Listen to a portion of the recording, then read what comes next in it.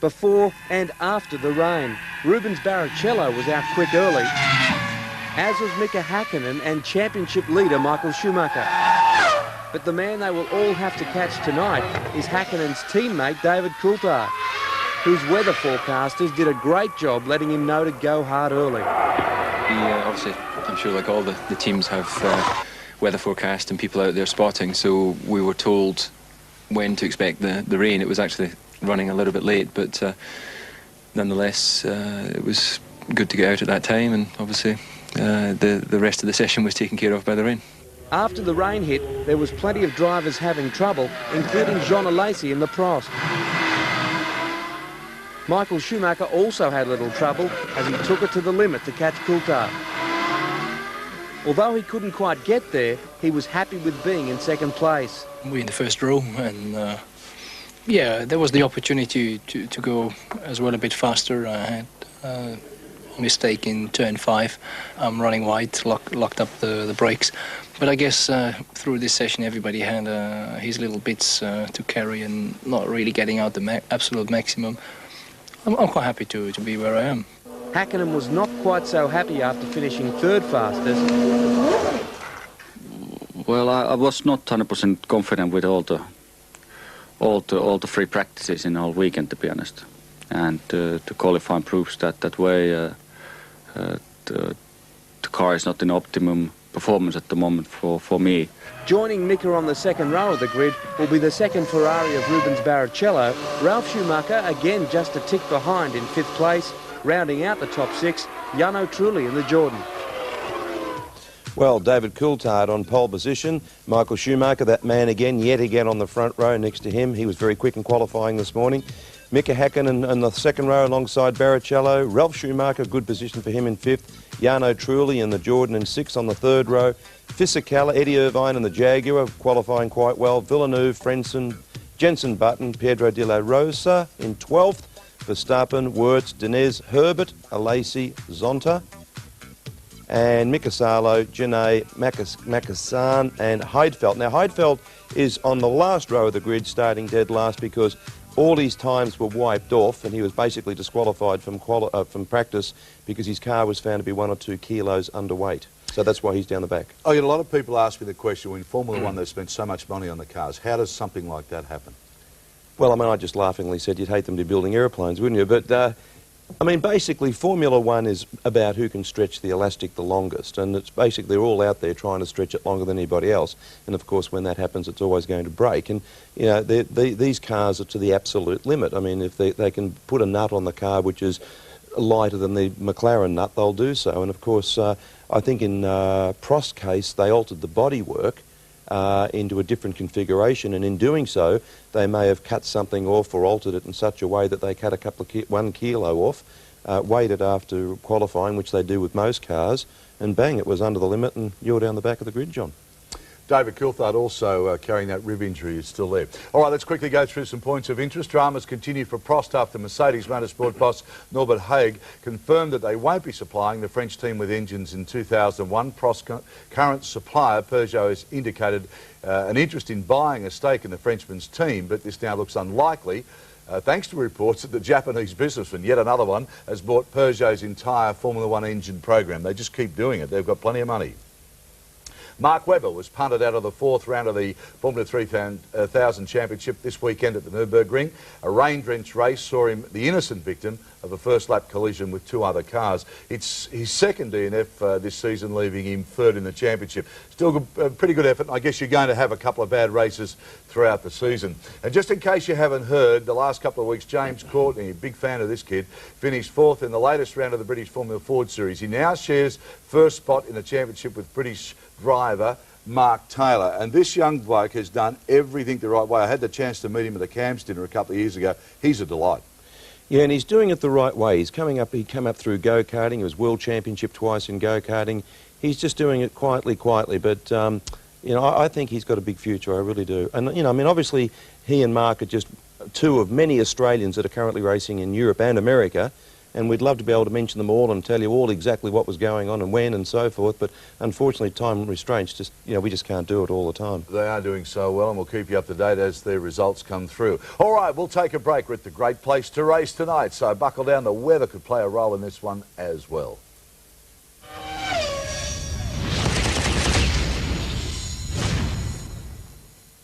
Waiting for cars to go out now. Now, it's a bit of controversy here. We've just been informed that Nick Highfield has been scrapped tonight. He's not racing. Yeah, well, I mean, one thing we were told just a little earlier that he was going to be starting from the rear of the grid, and now we've had information just this second come through that now they're going to flick him. So he'll be a very annoyed spectator, I would imagine. One thing I did notice on the grid then, Daz, is that Coulthard's tyres are very, very scrubbed, and I was always under the impression that you had to have 4 distinct lines and they had to be at a certain tread depth, and the front of Coulthard's tyre, or the front tyres on that McLaren looked almost like slicks. They were scrubbed down, weren't they? Well, and also keeping in mind, if you have a look at the weather, look at that sky, given the fact that he has got very scrubbed tyres and it does start to rain, that could put him at a major disadvantage. Yeah, well, the outside line there really did look, it was almost invisible, wasn't it? Yeah, absolutely. And it does look like we'll get some weather here. I mean, this area is notorious for weather moving in and out of it. Yeah, well, it's, once again, it's surrounded by mountains and the weather just moves in and, comes out in a matter of minutes. In the Formula 3000 race yesterday, it sort of dumped down. It only came in and went for about 5 minutes or thereabouts, but it was just enough to cause chaos in the Formula 3000 race. Heinz-Harald Frentzen, this is a circuit he likes. I mean, he knows it like the back of his hand. I'd have thought he'd been a bit quicker. Yeah, but he's still not bad, is he? I mean, he's relatively, he's up there, and yeah, but you're right, I would have thought in the fatherland he would be pulling out something a little bit extra special, and but he always seems to come good in the race, Frentzen. And he's been doing some really good starts lately. Schumacher was quickest in the warm-up, and I think Hakkinen was second quickest in the warm-up this morning. So, as usual, we can expect Michael to put on a blinding sort of a race pace. Well, the way the grid is set up, and there's the Ferrari camp looking, and now we're in the McLaren camp, but the way this grid's set up, I mean, it really is set up for a couple of, an interesting race to the first pit stop, because now we're going to break these races up. Yeah, well, we do, and that's where they get most exciting now after the first pit stops. You may get a quick look at the tyres here if we... yeah, you have a look at them. No, they're going the other way. All right, well, as the cars make their way now, of course, the man that's the voice of Grand Prix racing, Murray Walker, and he's joined, of course, by Martin Butler. Let's cross over to him now, our coverage of race. Settle back and enjoy it. There's the tyres there. Great place to race.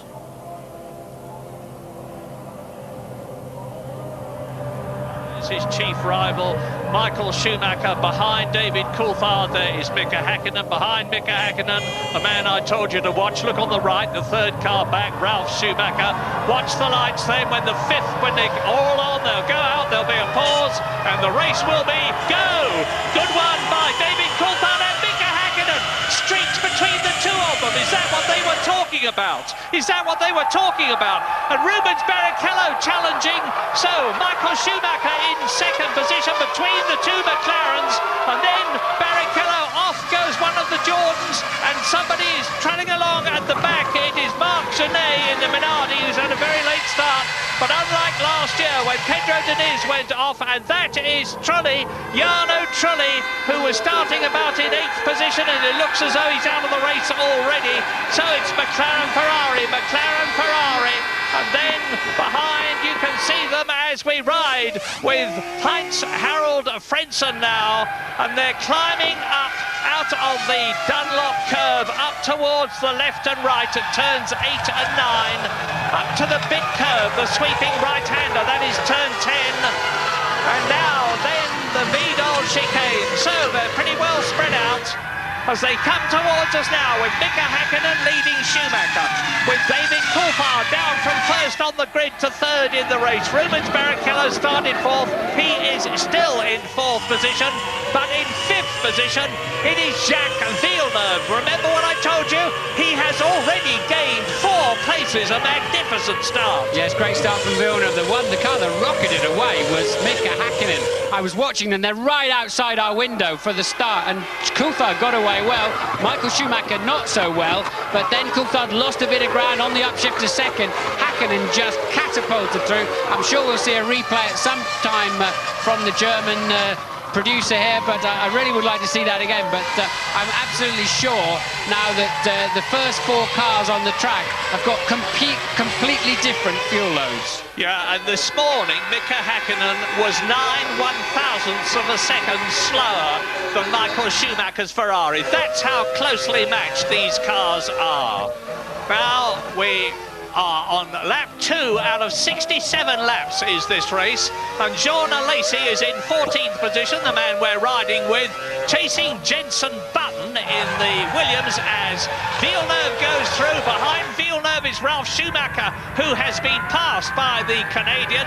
Fisichella is in 7th place. Eddie Irvine is in 8th position in the Jaguar. So this start, and Michael Schumacher is now really challenging Mika Hakkinen. Yes, Michael Schumacher designed that corner when they changed this circuit. He loves that kind. We've seen him win races by overtaking into that Vidal chicane. It just suits his attacking driving style completely. So Michael will be shaping up there whenever he gets half a chance to have a look down the inside of Hakkinen. And he's the fastest man on the track, 1 minute 22.6. Michael Schumacher has just gone round in 1.4 seconds than the fastest lap last year, which was done by Mika Hakkinen. And Ralf Schumacher is hanging on behind Jacques Villeneuve. Here they come behind us. There's Villeneuve, Schumacher, Fisichella, but Michael Schumacher is now on a charge. Here is the proof as they come up towards us. Yes, Jenson Button having a bad start, now dropping down another place on that last lap, down to 14th. Johnny Herbert down in 18th and running last but 2. Here's a replay of the start. There's the wheel spin. I can see black lines outside my window off the grid. Here we go now. And Hakkinen just got the absolutely perfect start from 3rd on the grid. The others are away reasonably well. Look, and just rockets through the middle. We've heard that Frentzen has blown up somewhere around the racetrack as we're watching this replay.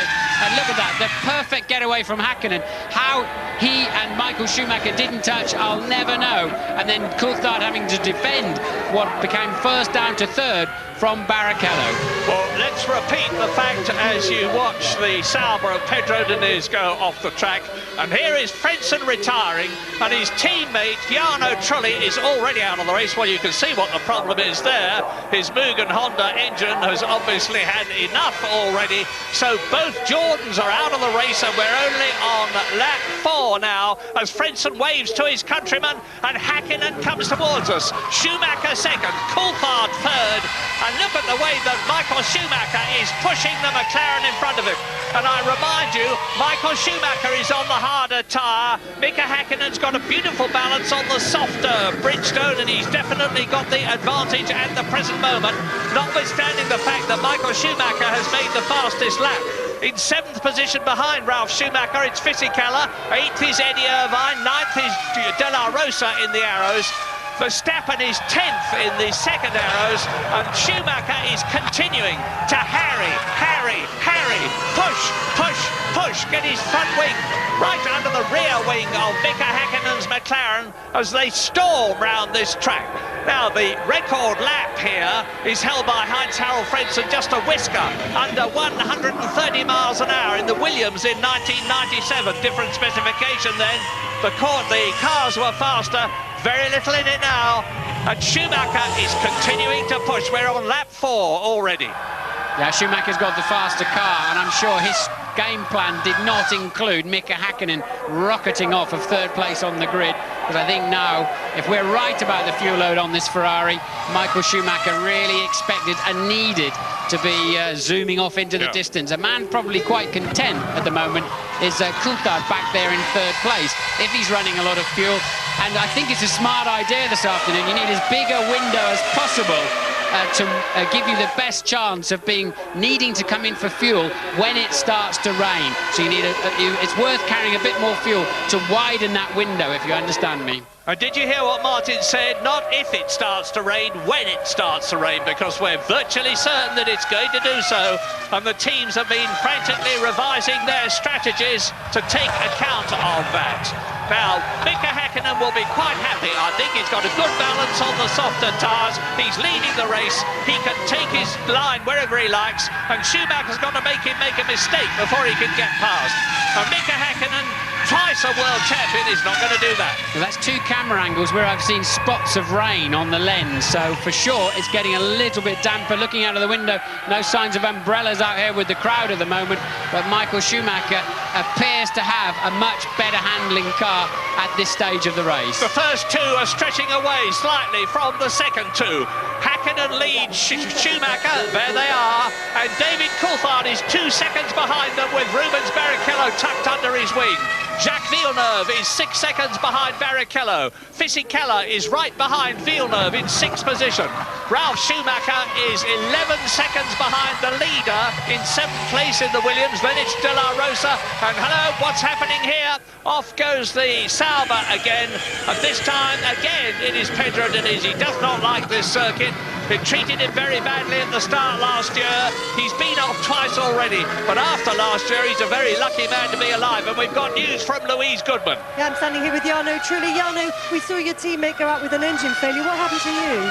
I'm really disappointed because I had a very good start. I was trying to overtake Ralph on the straight, and suddenly I had a hit from the back, and probably physically I lost the control of this car and just didn't lift off, and it just hit me on the back, so the car was damaged and I had to retire. It's a shame because I had a good start, and I can't believe that we did that. Difficult day for the team, bad luck, Jarno. Well, Jarno Trulli was 6th on the grid, Fisichella was 7th on the grid. There have been quite a lot of complaints yesterday in practicing about people holding other people up, but very, very bad luck for Jarno Trulli as the leaders come through and go into their 7th lap. And now Michael Schumacher is pushing again. He's just had the fastest first sector of all this afternoon. This circuit, like all of them, is split up into 3 sectors. But David Coulthard is now, as Fisichella attacks, Fisichella in the blue Benetton is attacking Jacques Villeneuve. That's what you're looking at now, fighting for 5th position. And behind them, look at the orange arrows of Pedro de la Rosa. He's in 7th position ahead of Ralf Schumacher. The arrows are going magnificently here. They were the fastest cars of all in a straight line in Spain, Jos Verstappen and Pedro de la Rosa. They've been going extremely well here. It's a very, very tidy motor car. It's powered by the Supertech engine. Pedro de la Rosa is now showing, after a full season of Grand Prix racing in his first year last year, that he is a very good driver. He's got a very good car. To prove it, he is in 7th position. Yes, I don't know what happened to Ralf Schumacher. I think off screen he's had some kind of drama. He's back down in 8th position. So now, as you rightly point out, Murray, it's Fisichella, look, giving Villeneuve a very, very hard time with the 2 arrows, or certainly one of them still there. De La Rosa in 7th, and that car's been going well all through the practices. It looks as though Mika Häkkinen is going to be able to stave off Michael Schumacher. When are we going to be getting pit stops? Well, if I'm right and they're one stopping, most of them, it'll be round about lap 33, but could be a lot later, depending on fuel load. Yes, a new fastest lap of the race from Coulthard in 3rd place. So he's clearly finding, as his fuel load goes down, his balance is coming back to where he needs it. Häkkinen and Schumacher level pegged at the front on a 122.3. Now, I have to say, Martin, I'm a bit disappointed this year in comparison with expectations with Rubens Barrichello. Yes, he was 2nd in Australia, but and he was 3rd in Spain, but he just doesn't seem to have been on it the way that Michael Schumacher has been. We're riding with Barrichello now. He's in 4th position in the Ferrari, and he's 1.5 seconds behind David Coulthard's McLaren, which is the car that you can see ahead of us. And Rubens just does not seem to have been able to get the balance right on the Ferrari. I've got absolutely no doubt that the cars have got equal specification. And there you see Schumacher's Ferrari. You can see that he's still right up with Mika Häkkinen. They're coming through to complete the 8th lap now in this 67-lap race. Häkkinen leads Schumacher. They are 2.2 seconds ahead of David Coulthard, just going over the grid now. Barrichello in the background is 4th. The next man through is Jacques Villeneuve. 6th position is Fisichella. They are still virtually tied together. Yes, another new fastest lap now, this time Michael Schumacher, but it's very, very close, still a 22.3 0.2. So Schumacher edging ever closer to Häkkinen. And really, there's not much there. The first four, 22.2, 22.2, 22.4, 22.3, and then they're well over a second a lap quicker than the rest of the field. Now, it's my belief, as I said earlier on, that these harder tyres start marginally to deteriorate in terms of performance, not in terms of construction, after about 10 laps. Well, Schumacher is still in that second place. We're on lap 9 now, and those softer tyres of Mika Häkkinen are going to start coming in as Schumacher has a look nearly to confound me, but Mika Häkkinen knows he's there. He can see that scarlet blob in his right and left mirrors as the McLaren twists and turns round this Nürburgring. Well, we've seen Michael Schumacher hounding Häkkinen before, and he has not been able to force him into a mistake. Maybe the Häkkinen of the old days would have, but this Mika Häkkinen, I have to say, is very rare. You see him making unforced errors, so Michael is darting around the track, just trying to distract him at any possible opportunity. 133 Grand Prix behind Mika Häkkinen. He's got a lot of experience with Lotus originally. Here is Coulthard third, Barrichello fourth, and Sauber are readying their wheels and tyres for a stop. Now, is it going to be for Mika Salo, who is in 15th position, or Pedro Diniz, who is 19th? And look at De La Rosa in the orange arrows. De La Rosa right up behind Jacques Villeneuve. De La Rosa is 7th, Jacques Villeneuve is 6th, and Fisichella has moved up into 5th position in the Benetton. It's fast and furious behind the two batches of two which are leading this European Grand Prix. Häkkinen, Schumacher is the first batch of two. Coulthard, Barrichello is the second, and then Fisichella, Villeneuve, De La Rosa together. Yes, I saw Coulthard make a mistake in the first sector of this lap, but there's definitely more rain coming down at the moment. And Barrichello right up the gearbox. He's not in view, but Barrichello, you're watching Häkkinen and Schumacher. Just behind that is Coulthard, just ahead of the sister Ferrari of Michael Schumacher. Rain right behind him, so definitely more rain coming down. And I'm looking to see if Barrichello made any kind of move on Coulthard in for third and fourth place. Now, we had a Formula 3000 race yesterday, absolute mayhem. When the rain came down, this place turned into a skating rink. The asphalt is smooth, and these tyres have got minimal grip when it gets wet, and you've got to have a feather touch on the throttle. 800 horsepower behind each of these drivers, and they're absolutely on the ragged edge of sticking on the circuit when it's dry, never mind when it's wet. And you saw confirmation of what Martin said. Barrichello is right up with Coulthard. Now, the Ferrari is definitely working better in these tricky conditions. Both Ferrari drivers able to put, and this is how Fisichella took Villeneuve. Villeneuve couldn't find traction out of the Vidal into the Coca-Cola, the last turn. Fisichella, neat, tidy, smooth, decisive, right up the inside. And as we know now, De La Rosa then starts applying pressure to Villeneuve. James, what can you tell us? Well, Martin, of course, Michael Schumacher is on the hard of the two tyres, and we saw last year that as the rain falls and you get more and more standing water, they perform much worse than the super soft tyres which Mika Häkkinen has on. So at the moment he's doing well, but as more rain falls, and I can tell you it's falling more and more steadily now. Tremendous atmosphere here. James, Michael's got a real run on Häkkinen. Häkkinen's going to have to defend his line, otherwise Schumacher's going to outbrake him. Well, you made that too easy there, Mika. You had to defend that. 400 metres, 400 metres earlier. Too easy for Michael Schumacher. No good having a look now. Well spotted, Martin.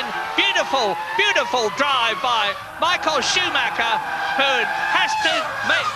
Häkkinen gives way. The Ferrari mechanics wave in delight. So now it is Ferrari, McLaren, McLaren, Ferrari, and that yellow and red flag is to indicate that the circuit is getting wet. They'll know that. They'll see these raindrops coming towards them and bouncing on their visors. And now, remember, Michael Schumacher is the absolute rain master of Formula One. One of the greatest drives I've ever seen as we see this replay of Michael Schumacher diving up the inside of Mika Häkkinen, who has to stay out, tuck in behind the Ferrari as they come into the chicane. And that is where Michael Schumacher brilliantly passed Jean Alesi's Ferrari years ago when Schumacher was with Benetton to win the European Grand Prix, because Schumacher has won this race twice already, 94 and 95. So you'll see the red and yellow striped flags waving, normally referred to as the oil flags, but actually it's the slippery track flag. And Michael Schumacher, he may have slightly harder compound tyres on, but he is excellent in this kind of situation, second guessing how much grip there's going to be in a corner before you arrive. And now when they're passing over some sections of the track, now this is Barrichello behind Coulthard. Does he have a go up the inside into turn one? This is a replay, but I don't know the outcome. I'm assuming Coulthard on the better line into the corner. No, Barrichello's gone through. Where's Coulthard? We're not showing Barrichello in third place on the computer at the moment. He'll have to go through the next section, so maybe it's Ferrari 1 and 3, McLaren 2 and 4 now. Well, let's have a look. It is, because Barrichello has passed David Coulthard, and that is a confirmation of the fact that in these weather conditions, the Ferraris have got the better handling. Now, in recent years, there was no doubt about the fact that the McLaren had got the faster car. Ferrari have been working to improve their car. Let's have a look and see what's happening here on this replay as off spins the arrows of Jos Verstappen.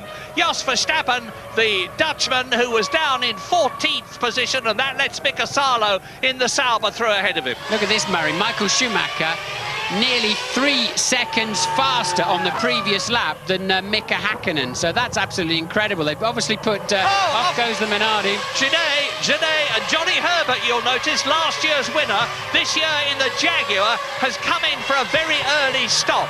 He's decided, I presume, to go on to rain tyres. Now we are on lap 13 out of 67. There you see Herbert exiting. It doesn't look to me as though he is on rain tyres. It's very difficult to tell when the wheels are rotating as quickly as they are. But just look at the lead already that Michael Schumacher, having passed Mika Hakkinen, has built up over the McLaren driver. And Rubens Barrichello in the second Ferrari is catching Hakkinen.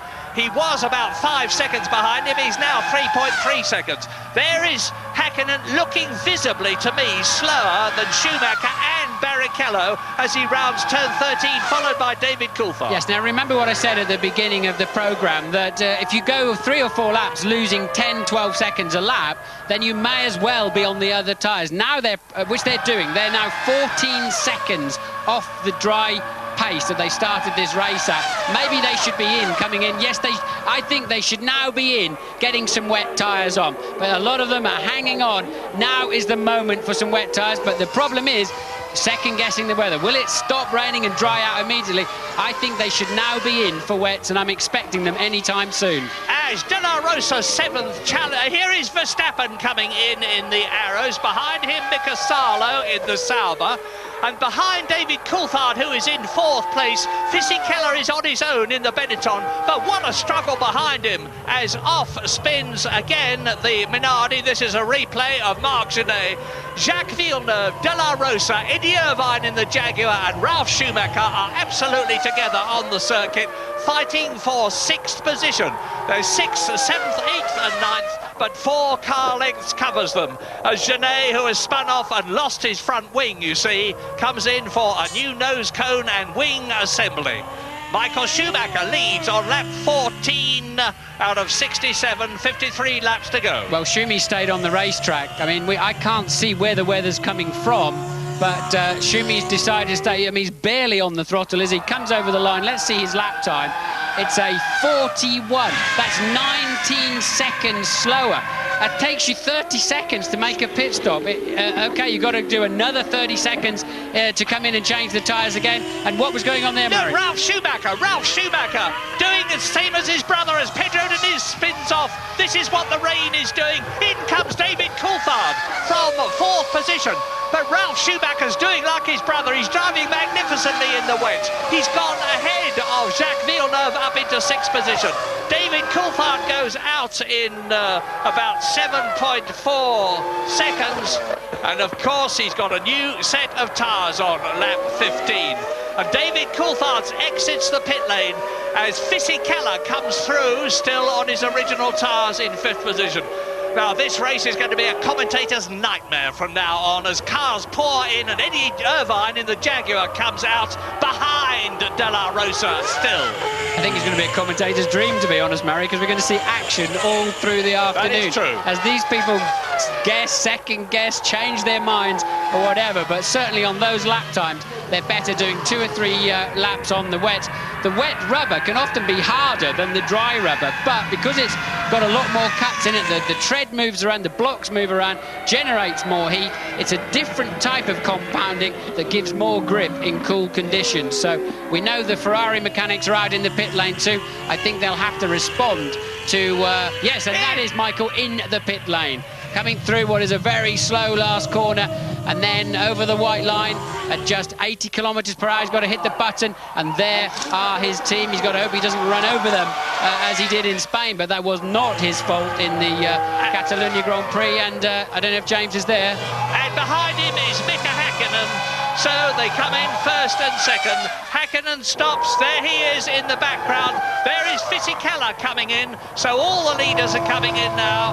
And you watch Schumacher exit after 12.1 seconds. That's a very long stop.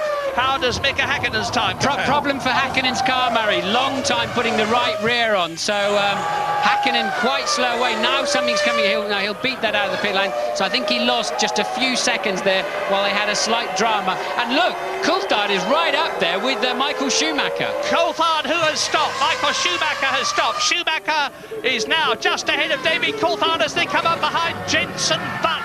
Jenson Button in the Williams.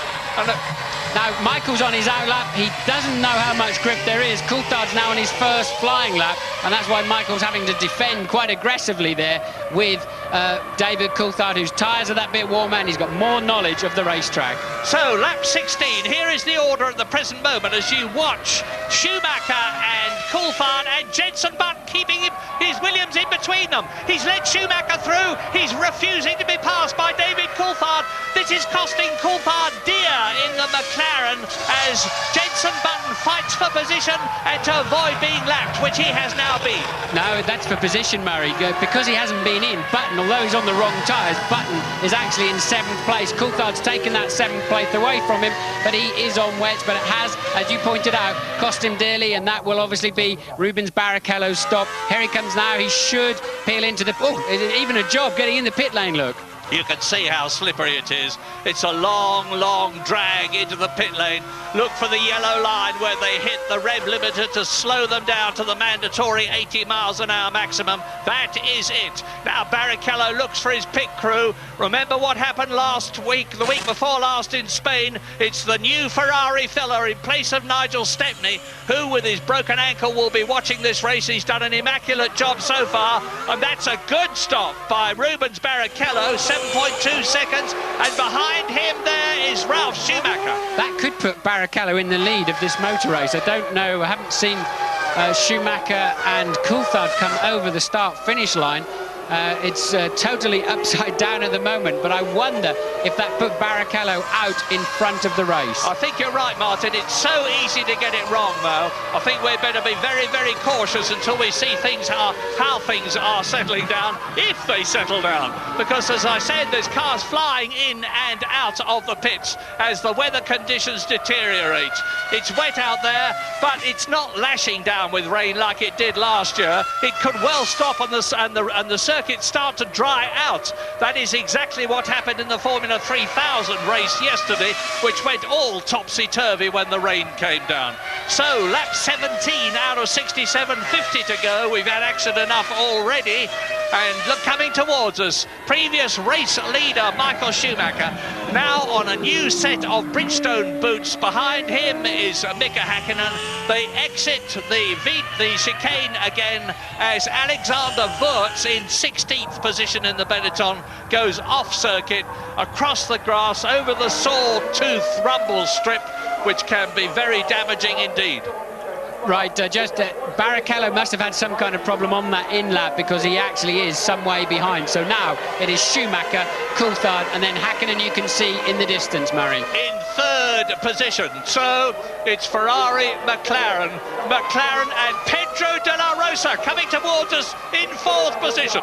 Wonderful.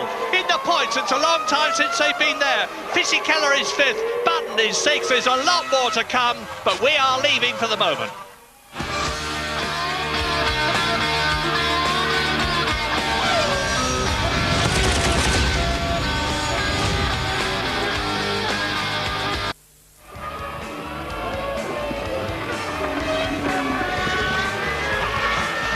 Enough when you're normally fit, as is Michael Schumacher.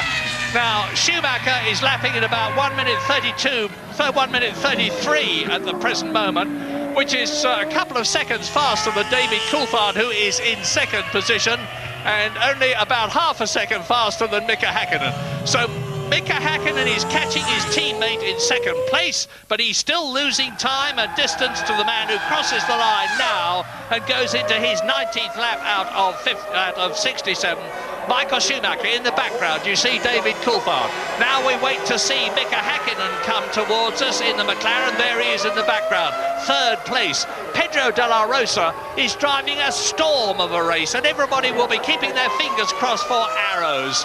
They've been driving in Grand Prix for such a long time. There is De La Rosa. Behind him in fifth place in the blue car is Fisichella. Eddie Irvine is in the points for Jaguar. And that is Jos Verstappen behind him, and then Rubens Barrichello. Verstappen is seventh. Barrichello has paid dear. He is down in eighth position. Johnny Herbert is ninth, and so both the Jaguars are well in the top 10. Good news. Jenson Button has gone off somewhere or stopped in the first sector, Murray. So Button, I believe, is out of this race. The app's gone off the computer now, but Button's had some kind of problem in the first sector. Fisichella and De La Rosa fighting for position, and Fisichella takes it and moves up into fourth position.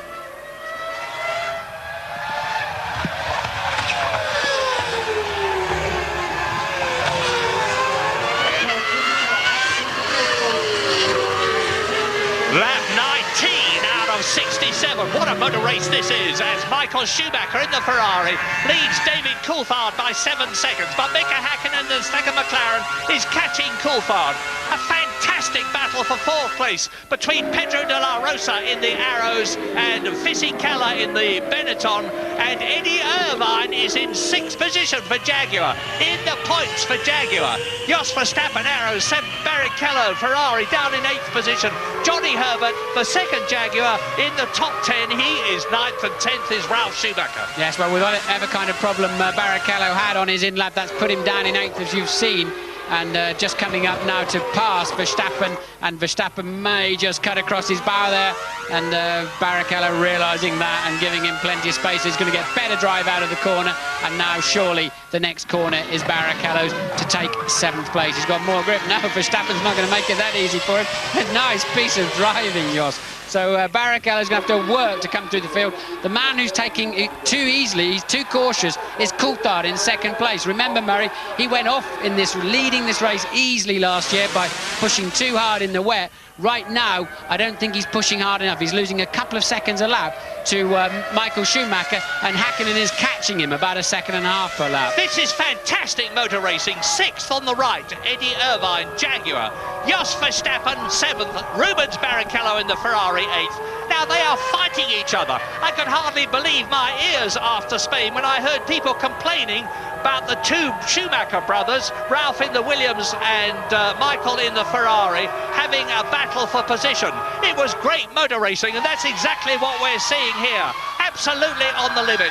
As David Coulthard is being caught, as Martin's told you, by Mika Hakkinen. James Allen, what's the news? Sensational atmosphere down here in the pit lane today, Murray. Just looking at the pit stops, Coulthard stopped for 7.4 seconds. That's not a lot of fuel to go on board, but I think he had quite a bit to start.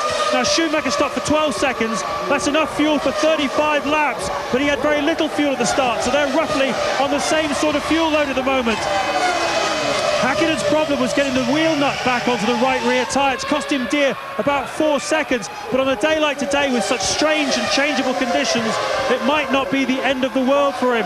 But obviously Ferrari and McLaren both think it's going to rain now for quite a long time, at least the next half an hour or 40 minutes. This race is far from over, and we definitely will have more pit stops. And Hakkinen goes through, passes David Coulthard. Hakkinen's been lapping 2 seconds a lap faster than his teammate. He's got the bit between his teeth now. He's going for it. He's back into second position. David Coulthard there, the pole position man, goes down to third position. But Mika Hakkinen is some 12 seconds behind race leader Michael Schumacher on lap 21. David Coulthard was looking down in the cockpit there at some point, but normally he's the man in the rain. He's normally absolutely flying. Remember Manicourt last year, where he just scampered off into the distance, and even here.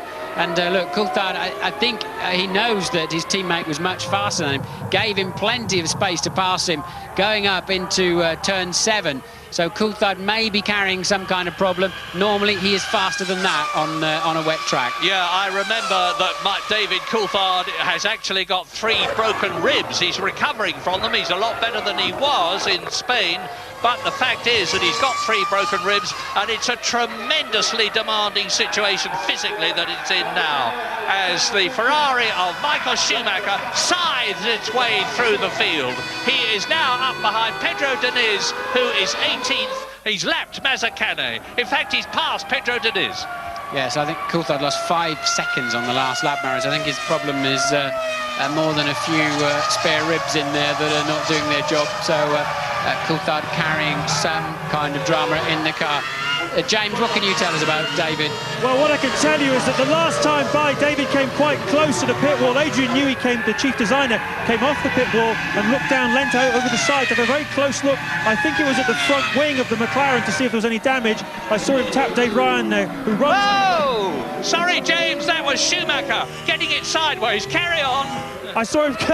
This is amazing, isn't it, Murray? I saw him tap Dave Ryan, who runs Coulthard's race effort, on the shoulder and say, it's OK, Coulthard's car is OK.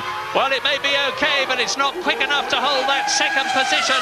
We're on lap 23 now. Now, this is going to be a replay of Rubens Barrichello coming up behind Pedro de la Rosa and Eddie Irvine to try and gain track position.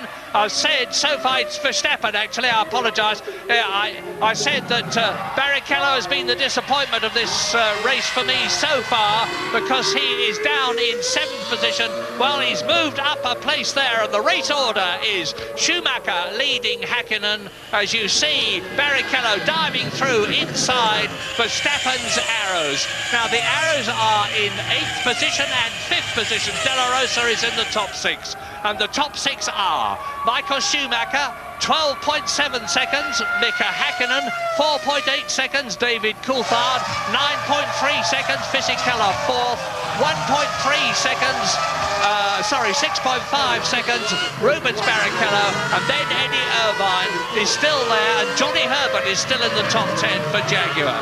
Now, Johnny Herbert is fighting to maintain his place in the Jaguar team next year. He really wants a good result. Well, of course, he always wants one. And last year he got one here because he won the race in appalling conditions. Look at the track, look at the distance between Schumacher that you've seen go through, and here is Mika Hakkinen. Comparative lap times, well, Hakkinen is lapping nearly 2 seconds faster at the present moment than Schumacher. This lap's about the same though, and remember, Michael had to pass the car on the previous lap, and he got well out of shape, as we saw for ourselves. So I think at the end of this lap we'll see Michael has done a 30.4 and Mika a 30.5, so the gap remains around 12.9 seconds. Well, interestingly, in terms of the Constructors' contest, which Ferrari lead McLaren by 7 points, both the Ferrari and the McLaren teams are on 10 points. That's a replay of Michael Schumacher going into the chicane and nearly, but not, losing it. Michael Schumacher is on a potential 10 World Championship points, and that would increase his lead over Mika Hakkinen. We're going for a break.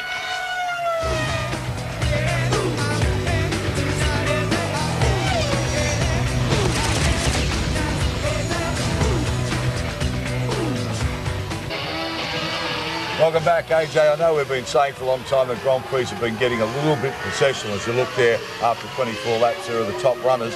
But it's a circuit like this and conditions like this that you really see the best, don't you? Well, you see the likes of Michael Schumacher's talent even come to the fore, even more so. His car control is fabulous. The way he got hold of that Ferrari and, you know, I mean, his car control is just second to none. But, of course, these sort of conditions are fabulous for guys that are in cars that aren't perhaps as competitive as the McLaren and the Ferrari, because it really... Oops, who's that now? That's going to be Zonta or... yeah, Zonta. It gives people a chance that aren't...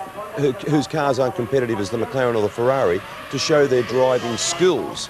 And, you know, like the likes of Fisichella and Villeneuve or Verstappen, you know, in these sort of conditions, they can really show their team owners, look, hey, this is my driving prowess. If I had a better car, I could be up with these guys anyway.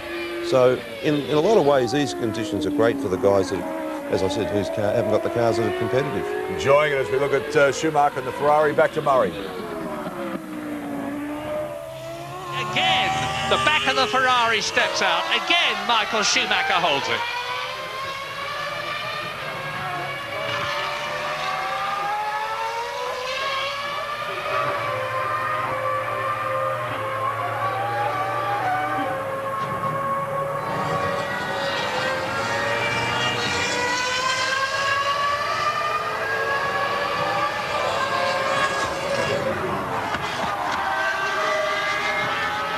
Lap 26, look at this replay of Michael Schumacher leading the race by 16 seconds, recovering from that half spin and keeping ahead of Mika Häkkinen second. David Coulthard is now 25 seconds behind the race leader and being caught by fourth place Fisichella. Fifth is Rubens Barrichello, storming his way up from eighth in the second Ferrari.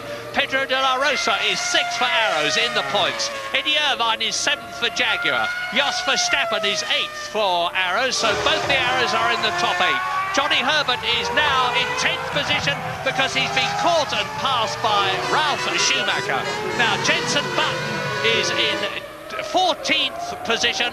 Retirements, only two so far, and sadly it's the two Jordans. Jarno Trulli went out right at the beginning, and Heinz-Harald Frentzen had a major engine blowout, and he went out very early indeed.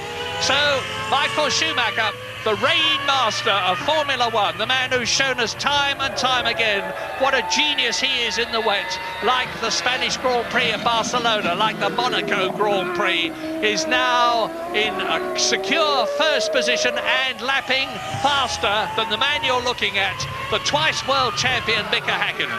Yes, the McLarens are off the pace in the wet conditions, no doubt about it. The man to watch is Barrichello, who's scything his way back up the field, was eighth, is now fifth, catching Fisichella ahead of him at 1.3 seconds a lap, and the pair of them are catching David Coulthard, who is just 8 seconds behind Mika Häkkinen. So the two McLarens have got to find some kind of pace in these tricky conditions if they want to keep anything near to these podium positions at the end of the day. Well, I've seen much, much worse conditions than this in the wet, and I'm not belittling the conditions now. But we're not getting those gigantic roosters. Well, we are as I talk now, and the Ferrari goes into some pretty deep water.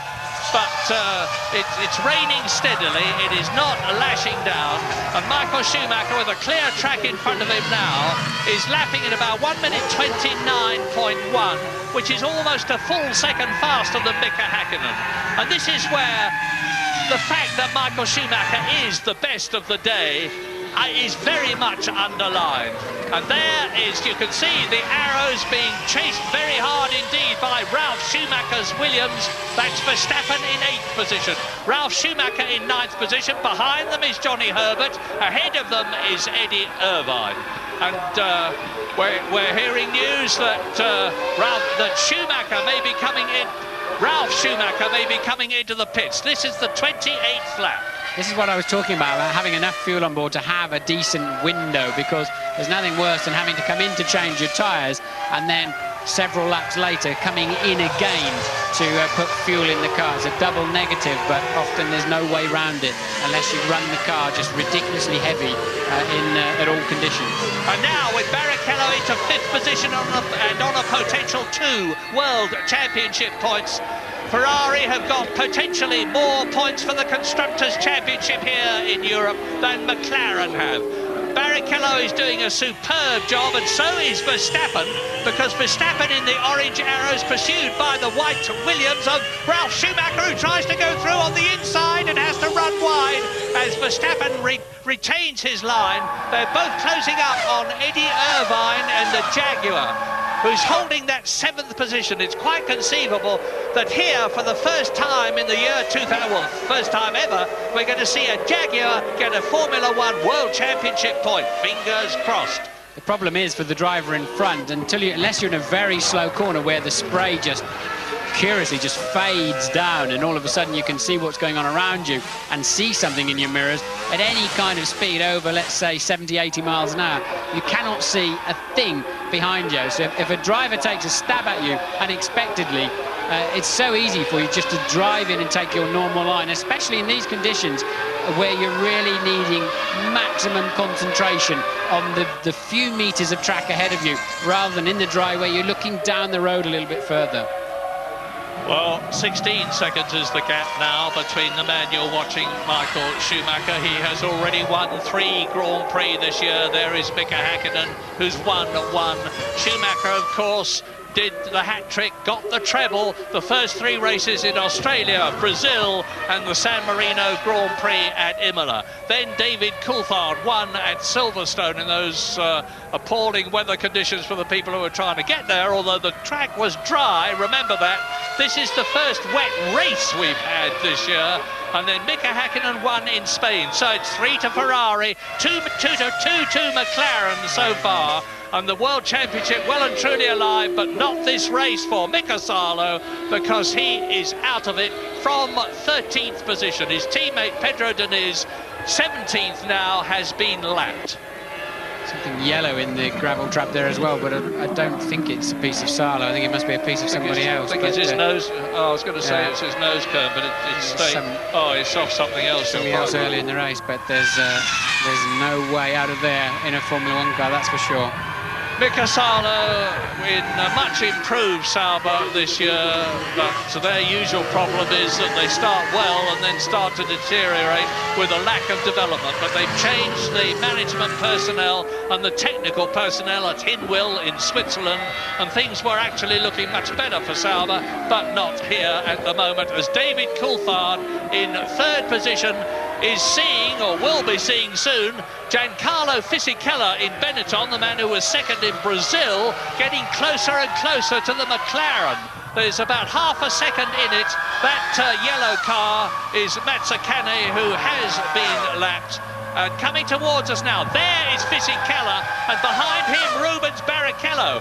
Now Barrichello, I remind you, has come up from 8th to 7th, from 7th to 6th, from 6th to 5th, and that's where he is now, and he's having a go at Giancarlo Fisichella's Benetton to move up into 4th position and get himself another World Championship point if he can stay there.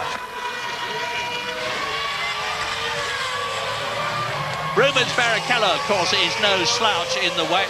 Remember how well he did at Monaco as Eddie Irvine battles with Jos Verstappen's arrows, and off they go, and that's Irvine and Schumacher. Ralf Schumacher out of the race. Ralf Schumacher out of the race as he was hit. Now he's quite calmly going on, having lost the wing at the back of the Williams. He's going to go on and go back to the Williams pit, and Eddie Irvine is out of the race as a result of that coming together. Yes, they both lost the rear wing, but it's not like going in for a new front wing, 18, 19 seconds and a few bolts.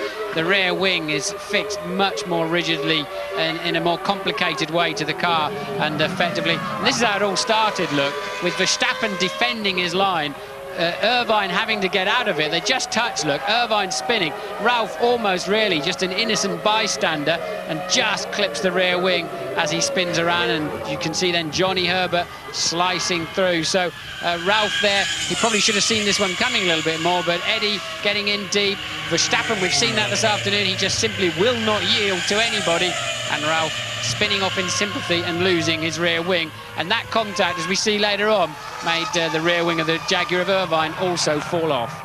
And it means that Johnny Herbert has moved up 2 places. He's only... Oh, and that is Jos Verstappen. No right front wheel. That's a big crash he's had. When we see a replay of that, I suspect it's coming down to the VDOL. That may mean a safety car. And it could be into safety car scenario here. It's going to be very tough for Michael Schumacher if that is the case, and I believe it will be, because they will have to drag that car off the circuit with one wheel missing as Verstappen runs in. It will mean that the hard-won 17-second lead that Michael Schumacher currently has over Hakkinen. Let's have a look and see what happens on the replay here as Eddie Irvine loses the rear wing-less Jaguar. No downforce, of course, so there would be no grip at the back. It just spins out and into the gravel trap. Eddie would not have known his rear wing had gone missing as he went into that corner. He'd have been more surprised than anybody when that happened. We just got no signs of any safety car, so maybe they're happy to recover that car under waved yellows. And with marshals on the track, you get waved yellows, so the drivers know there are not just machines or slow machines around or damaged cars, there are actually people around too. But at the moment, they're covering it under the waved yellows. And a waved blue flag is being given to Ricardo Zonta in the BAR in 12th position. And that means there's somebody faster coming up behind you who wants to lap you. Get out of the way. And that's ever likely to be well, it is now. Michael Schumacher is past Zonta. So here we are, lap 32, which is just about getting on for half distance. Michael Schumacher that you're looking at with no signs of the safety car coming out, to his immense relief, not that he'll know about it, is 18 seconds ahead of Hakkinen, who is 19 seconds ahead of Coulthard, who is 7 seconds ahead of Fisichella, who has got Barrichello right behind him in 5th place. De La Rosa in the arrows is still in the points at 6th. Johnny Herbert, Jaguar, is 7th, and remember, he won the race last year for Stewart. Jacques Villeneuve is 8th, Alesi is 9th, Button is in 10th position, Alexander Wurz is 11th, and Ricardo Zonta 12th has been lapped. One of those days for Jenson Button to hang around, because he could get a point, even though he's had a difficult race. I think there was some kind of drama on one lap where he lost something around a minute and a half in the first section of one of the laps, but if he hangs around, he might still get a point or two this afternoon. You saw a rider on the back of a scooter while Murray was talking. I think that was a quick shot of Ralf Schumacher getting a lift back to the pits. He clearly decided, and Barrichello is through. Barrichello is past Fisichella, and now he will just home in on Coulthard, who's clearly nursing some kind of drama because he's 2 to 3 seconds off the pace of the leaders, and Barrichello will now just zoom into the back of Coulthard's McLaren. And as I've said before, we can surmise that David Coulthard in 3rd place has got a problem. We don't know what it is. Ferrari will know, McLaren will know, of course, because they will be in radio contact with. This is a replay as they come up to the chicane of Fisichella, seeing Barrichello dive up the inside of him. The Italian yields, and away they go. So that is the position, with Rubens Barrichello now up into 4th place on lap 33, half distance. Come back soon after the break.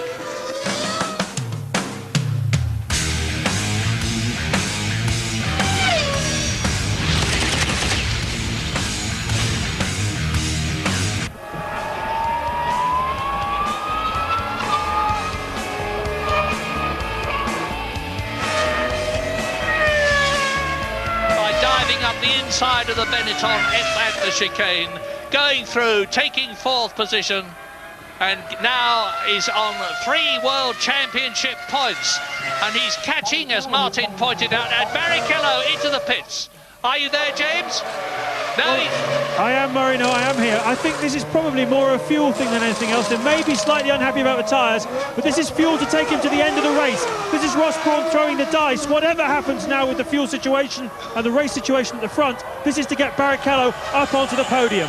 Yeah, and he's not all that far from it, but now he's got to cope with the arrows of De La Rosa, who has moved ahead of him, but I presume De La Rosa will be stopping again.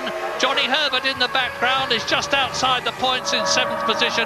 The Nürburgring and this European Grand Prix certainly suit Romford-born Johnny Herbert, who won so brilliantly by calling the tyre changes right in foul weather conditions last year. So now we are with the sole Prost in the race, Jean Alesi, out of the pit lane, and Alesi is, or was, in 10th position. Well, now Jenson Button has moved up, and in the Williams he is in 9th position.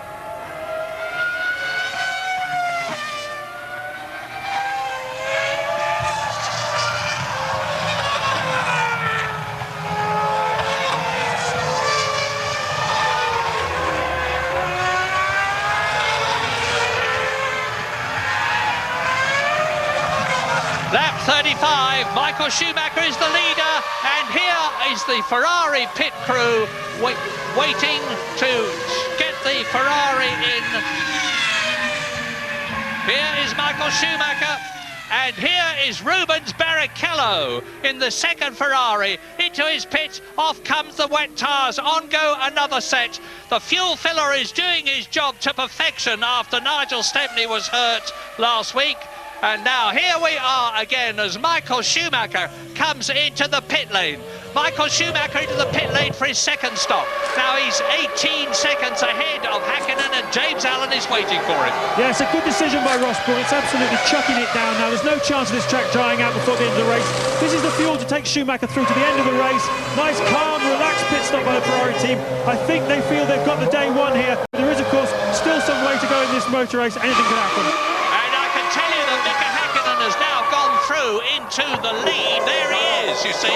There is the McLaren of Mika Hakkinen. Now look at the pit lane and wait for Michael Schumacher coming out at a steady 80 kilometres an hour, which is what he has to do as we wait to see whether David Coulthard comes through. No, that was Ricardo Zonta in the background in the VAR, and he is well down in 12th position. Yes, Coulthard too far behind. What I'm finding slightly curious is that Rubens Barrichello only stopped for 7 seconds, and there's a half distance to go. Now you use significantly less fuel in the wet, maybe up to 7 or 8% less, but even so, I'm still surprised that Barrichello wasn't stationary longer. And Louise is in the pits with Eddie Irvine, but not quite yet. Well, let's have a look and see what's happening with Mika Hakkinen in the McLaren. He's not as good in the wet as Michael Schumacher is, which is not to say that he is not good. But it's Michael Schumacher all the way at the present moment, looking good. But if I say that, he will hit a problem. He's easing away from Ricardo Zonta, who he has already passed, as we go back now to David Coulthard in 3rd position. But he's about 40 seconds behind Michael Schumacher, or was before the German came in for his 2nd pit stop. So Schumacher has stopped twice. He's the only one of the top men who's stopped twice, apart from Rubens Barrichello. So both the Ferraris have stopped and are going through to the end of the race without a further planned stop. Strange as it may seem, your biggest enemy on an afternoon like this is not the drivers in the other cars. It's those white painted lines that delineate either side of the racetrack.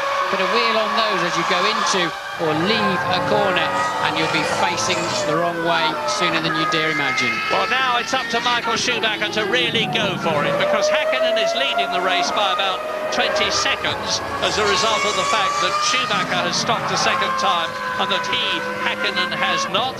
We don't know what the respective fuel loads at the start of the race were for Schumacher's Ferrari and Hakkinen's McLaren, all that matter for David Coulthard's McLaren that we're looking at now. But Fisichella is in 4th position behind David Coulthard in your picture at the present moment. Pedro de la Rosa is 5th. Rubens Barrichello, as a result of his stop, is down to 6th position, but is again catching the arrows very rapidly indeed. Johnny Herbert hovering just outside the points in the Jaguar. It would be poetic just injustice if Herbert is the first man to score a World Championship point for Jaguar, as he was the first, indeed the only man to score a World Championship win for the Stewart team, which has metamorphosised itself into Jaguar. Jack Villeneuve's 8th. Jenson Button is now in the top 10 and 9th position. Alexander Woods is in 10th position. There are 15 drivers still left out of the 21 who started, because remember, Nick Heidfeld, the German in his home country, driving for Prost, was not able to start because his car was found to be 2 kilos underweight at the end of qualifying, an absolutely unintentional mistake. And we're now on lap 38. Now, David Coulthard is lapping marginally quicker at the present moment than Mika Häkkinen, his teammate, but Häkkinen is some 10 seconds ahead. I don't know what's happening with Michael Schumacher. He didn't pass the car on the last lap. He's still got Zonta behind him.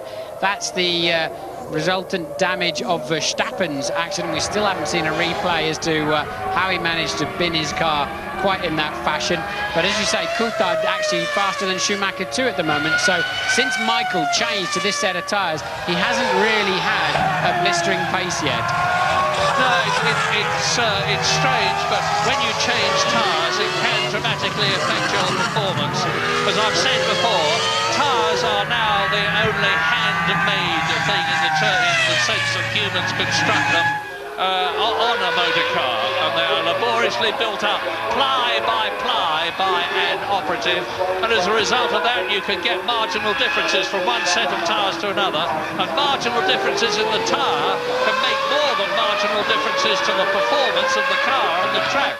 Yes, and of course we know Michael took on 11.8 seconds worth of fuel to see him to the end of the race, but nonetheless it's not enough to justify this kind of lap time difference, although of course the extra mass in the car to turn it, accelerate it and slow it down in the wet conditions, it does have a more dramatic effect than in dry conditions. But sometimes, strangely enough, it can also settle the car down and make it handle and go better. Well, the conventional wisdom is that you need about 20-25 seconds lead to get into your garage, having slowed down, take on a new set of tyres and wheels and get out again, still in the lead. And that's about what Mika Häkkinen has got now. Have McLaren got some fiendish master plan up their sleeves, which is going to enable Mika Häkkinen to win 2 races in succession? But the twice world champion last year and the year before, he's 25 seconds ahead on the previous lap. He's coming up to complete his 39th lap now, enter his 40th lap. And I remind you, 25 seconds to the nearest 1/10 was the lead he had over Michael Schumacher. Is that increasing or not as he closes up on Alexander Wurz in 10th position to lap the Benetton? So Häkkinen leads, Schumacher second, Coulthard third, Fisichella in the Benetton catching David Coulthard just as Mika Häkkinen is catching his teammate, Fisichella's teammate, Wurz, and Michael Schumacher has still, there he goes, over the line now, and the gap has increased. Mika Häkkinen is pulling away on his lighter fuel load from Michael Schumacher at about 1.5 seconds a lap. And he's got very nearly now the window that he needs to get in, change tyres and wheels and get out still in the lead. That's the Williams pit crew all ready to receive either Jenson Button or just checking whether, no, Ralf Schumacher is out of the race as a result of that coming together with Eddie Irvine. In fact, here are the retirements in the order of retirement as you watch 4th place Fisichella at his pit stop. Jarno Trulli and Heinz-Harald Frentzen both out very early. Now the arrows goes through of Pedro de la Rosa to take 4th position. Salo is out, Schumacher Ralf is out, Verstappen is out, Eddie Irvine is out. There is Fisichella joining the pits. Pedro de la Rosa has gone through. There he is in 4th position. So terrific drive by Pedro de la Rosa, and everybody in Arrows will be keeping their fingers crossed because they have yet to score a World Championship point this year. Well, to give Mika Häkkinen track position when he makes his necessary one more stop, I think he needs over half a minute. So you see the end of Jenson Button's second stop of the afternoon, and again full to the end of the race, of course. But I think Mika Häkkinen, whoops, Jenson, calm down a bit. I think Mika Häkkinen needs well over half a minute to make sure he's got track position on Michael Schumacher. And Michael Schumacher's just pegged the gap back a little bit. Hope Jenson's seen him coming, and he has. Yeah, and you probably noticed that as Jenson Button exited the pit lane, the fuel filler flap was still up. That is because the new electronic regulations require the fuel flap to be up and the tail light to be flashing until second gear has been engaged. Yes, and Mika Häkkinen is being held up, the race leader. Now he's let him through.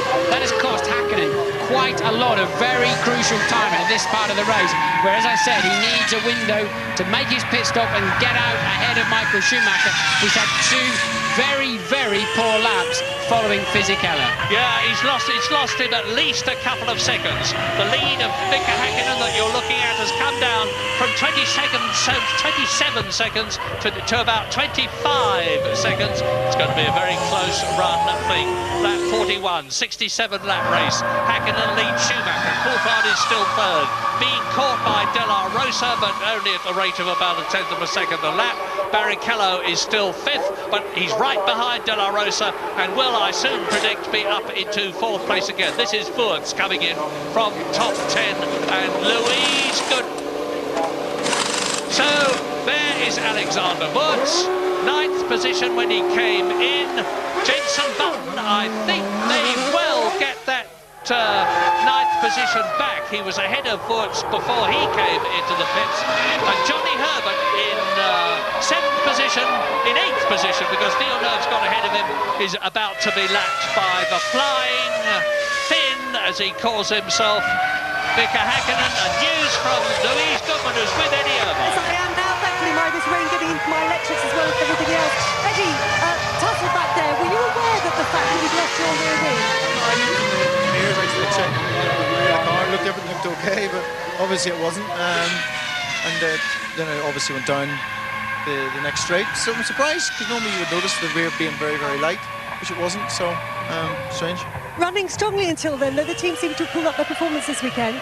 Yeah, we haven't been bad. You know, this sort of circuit suits a car that's a bit light on the rear end, and the qualifying went reasonably well, and I think the race was going reasonably well. The wet, we definitely had the car on dry settings, which wasn't exactly ideal, but it was hard work. It was really hard work. The rear end kept going all the time, so I was really working hard to stay where I was. Cheers, Eddie. Johnny Herbert, Eddie Irvine's teammate, coming into the pits from eighth position for his second stop of the day. Consistent rain now, Murray, really. Not heavy rain. I don't expect a lot of standing water or aquaplaning, especially online. I think if they move offline, you see a little bit more of that, but it tracked the drains reasonably well. So it's just a question of staying in those wheel tracks. The cars, they lose about 5-6 miles an hour down the straights, as we see a Lacey coming up the inside of Wurz, and that is actually for position, called 10th position. They're a lap down between them. But lifting all that water up into the air, the tyres are lifting bucket loads of water into the sky effectively, and that takes a lot of energy, a lot of power, and you lose quite a lot of straight line speed because of that. Now Häkkinen's got his work cut out, because he's coming up to Jacques Villeneuve, who is seventh, who is trying to get past Fisichella's blue Benetton in sixth position. And Villeneuve will be concentrating on getting past Fisichella, not on letting Mika Häkkinen through. Now, there's very little difference between their lap times, but every tenth of a second that Mika Häkkinen loses to Michael Schumacher, who's 25 seconds behind him now, is going to be absolutely critical when the Finn comes in for his second, we presume, and last pit stop. Because I can't believe he is not going through. We're on lap 43 now out of 67. So, Fisichella there, sixth position. Villeneuve, seventh. Mika Häkkinen leading the race, but he's got to get past these two, because he's being held up. Doesn't look much, but he is being held up as Villeneuve goes for Fisichella and throws up an enormous amount of spray in Mika Häkkinen's face, obscuring the Finn's visibility. Now, it's 25 seconds between Häkkinen and Villeneuve, or was when this lap started. I predict it's going to be a lot less than that at the end of this lap, because Schumacher is lapping in about 1 minute 30.9.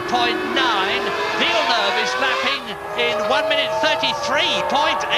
Yes, McLaren's decision to start the cars fat with fuel looks very smart at the moment, but this is the stage of the race where Häkkinen needs to be capitalising on that, while the Ferraris effectively right now have a higher fuel load as the McLaren one is running down, and he's gone for the inside. Villeneuve's seen him, an ex-world champion himself, of course, Villeneuve, and smart enough to know what's going on around him.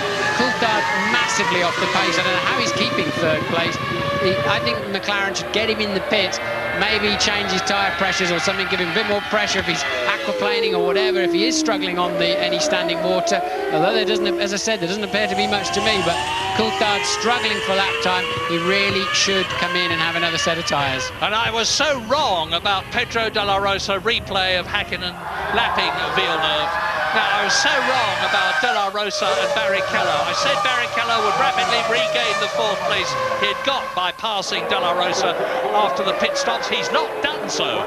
De La Rosa from Spain in the Arrows is holding fourth position. And then he's not only that, but he's catching David Coulthard at the rate of about 1.5 seconds a lap. He's 27 seconds behind him at the present moment, and Rubens Barrichello is not closing the gap as Häkkinen goes through and passes and laps Fisichella. So Häkkinen, there's only 5 people on the same lap now, and that is lap 45. Häkkinen, Schumacher, and the gap is down to 22 seconds. It's bad news for Mika Häkkinen. The gap is down for 22 seconds. And so, as a result of being held up, Häkkinen has lost nearly 3 seconds. Coulthard is third, De La Rosa is fourth, Barrichello is in fifth position, and those are the only 5 on this lap. Yes, he's lost 3 seconds, but that's like a net 6 or 7, because I think at this stage of the race, you would expect him, he was, until he called that traffic, pulling away. Now, that's clearly the McLaren mechanics in the pit lane. I'd be surprised if they're going to bring Mika in unless he just has to have fuel. Otherwise, they'd let him use that clear air. Does he come in the pit lane? Yes, he does. It is for Mika Häkkinen. So, unfortunately for him, he clears the traffic just as he has to come in for fuel. He's clearly got not enough fuel to go any further. So, James is waiting for him. Colossal frustration down here in the McLaren garage. They really are upset. That traffic has really messed up their race effort. But to be honest, he was going to need about 40 seconds anyway to get it back out ahead. Looking at what happened with Michael when he made his stop and how much time Häkkinen made up on him. So it's not a bad stop so far. That's the fuel to the end of the race. Slow getaway, trying to find his gear. Schumacher through, James. I'm sorry. Schumacher has passed Mika Häkkinen into the pit lane. Here is Michael Schumacher regaining the lead. There on the left is Mika Häkkinen back again into second position. So that held-up period really did cost Mika Häkkinen a lot of time. Well, it's a new adventure now for Häkkinen. How do these tyres feel now? A little bit of extra fuel, but we know both cars must have identical fuel levels, give or take a kilo or 2, to get to the end of the motor race, as Coulthard comes in too from a distant third place. So Coulthard in for his second stop, and I expect now Michael Schumacher to pull away another second or 2 in these first 2 laps before then we see which one of them, if Häkkinen can close that gap down. A decent stop there from Coulthard. That was critical. Can he get back out ahead of De La Rosa and Barrichello? Well, here's De La Rosa and Barrichello. Here they come on the right. There is David Coulthard on the left, and De La Rosa goes through, and Barrichello goes through. So David Coulthard has lost 2 places. He's gone down from 3rd to 5th. And the magnificent Pedro de la Rosa in the orange arrows, here he is coming towards us, is up into a podium position. Well, he's got a World Championship point in the past. Last year he got one, but the possibility of him finishing on the podium in 3rd position is a really exciting one, something that Formula One really needs. Yes, we didn't see De La Rosa stop, to my knowledge, and I don't know how long or exactly when he stopped in this race. So he is the only one of the front runners that's had 1 pit stop, which is entirely feasible, but we'll try and look into which lap De La Rosa stopped on. Yeah, I was expecting when this race began, you're looking at Barrichello now, and Barrichello is in 4th position. I was expecting when this race began for most of them to stop once. In fact, it's just the opposite. They've stopped twice. Yes, once for fuel and once for tyres, really, but we think De La Rosa stopped about lap 15, so I'm reasonably certain he will have to stop again. And there's Coulthard now down to 5th place, and the slow lap times in the middle section of the race has cost him a podium place for sure. Well, David Coulthard could regain 1 place if Pedro De La Rosa comes in, which seems unlikely. I don't see that David Coulthard could gain 2 places and finish on the podium. It's looking more and more as though it's going to be a Ferrari victory with a Ferrari 3rd place. Michael Schumacher winning the race, Rubens Barrichello being in 3rd place, sandwiching Mika Häkkinen, which would help enormously Michael Schumacher's lead over Häkkinen in the Drivers' Championship and Ferrari's lead over McLaren in the Constructors' Championship. But there are still 20 laps to go. The leaders are on their 47th lap now as the Ferrari goes through. So we've got a bit of a lull in this terrific race. So leave us and rejoin us later.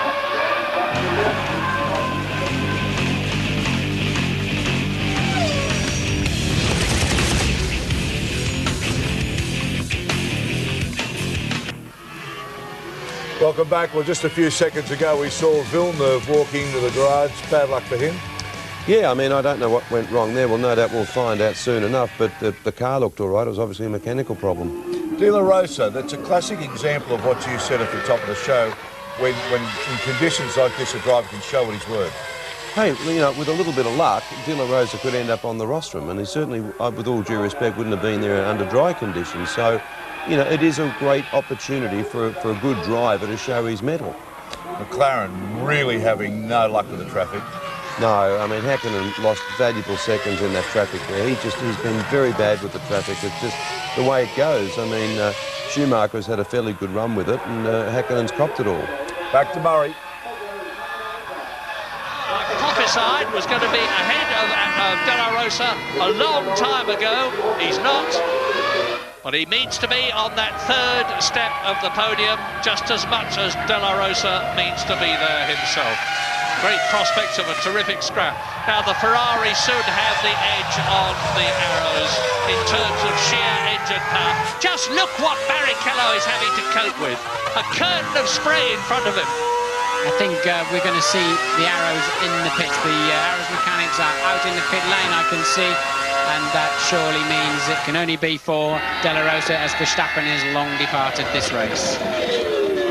Well, De La Rosa can be mighty proud of himself because he's held Barrichello off.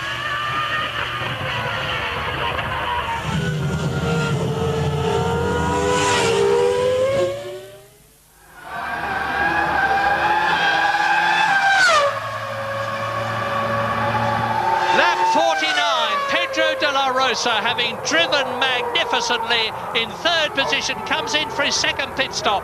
Barrichello is up into 3rd. Ferrari's 1st and 3rd, sandwiching Mika Häkkinen. News from Louise Goodman. Yeah, down in the Arrows garage, I can tell you they're loving it. So well they would. De La Rosa running a very strong 4th. When you bear in mind that his car is fully set up for the dry condition, it really puts into perspective the guys doing a great job. They've been constantly monitoring the weather. It to carry on raining right till the end of the race, but he's in 5 off the through the end of the race, and hopefully he's going to keep that 4th position. He was half asleep on his pit stop, though. I think it threw him. They did not change his tyres, which is a smart move. They just went to fuel him as he gets lapped by race leader Michael Schumacher, and De La Rosa very dozy in getting away. I think he probably couldn't. He probably couldn't understand why his car wasn't up in the air. The team quite smartly thought the tyres are not going to wear out. Just leave them on, go for a quick splash and go. And De La Rosa's slow away, but we now know he's got enough fuel, of course, to the end of the race. As you're watching Marc Genet in the Minardi. From 13th position, retiring from the European Grand Prix. Lap 50, 17 to go. Michael Schumacher leads Mika Häkkinen that you're looking at by 13 seconds. Rubens Barrichello in the 2nd Ferrari back to 3rd position, 60 seconds behind his teammate who is leading. Up into 4th position comes David Coulthard. To 5th position comes Fisichella. De La Rosa, I'm not sure whether he is down to 7th, letting Johnny Herbert up into 6th, or whether the Arrows is still in the points for 6th position. We'll know very shortly. But behind them, Jenson Button is in 8th position, ahead of Alexander Wurz and Ricardo Zonta. Everybody up to 6th position has been lapped, and there are now 17 laps to go. Yes, the German producer's not showing it to us at the moment, but Jenson Button is all over the back of Johnny Herbert like a bad suit, and this being Jenson's first wet race, of course. So he stayed on the black step so far, Jenson, and a good scrap going on with Johnny Herbert. And there's a 10-second stop-and-go penalty for Jean Alesi, some incident that we certainly haven't seen. So Alesi with a 10-second stop-and-go, and he is currently 12th. Well, this is 7th to 10th. Just look at it. Johnny Herbert, Jenson Button, Alexander Wurz, Ricardo Zonta, in respectively the Jaguar, the Williams, the Benetton and the BAR. Johnny Herbert holding them up a bit. You've heard from Martin how valiantly Jenson Button is trying to get ahead of his countryman Johnny Herbert, but Johnny is looking for a World Championship point, and he possibly needs one more than anybody else in this race, because as I said earlier on, there has been talk about his position in the Jaguar team next year being under threat.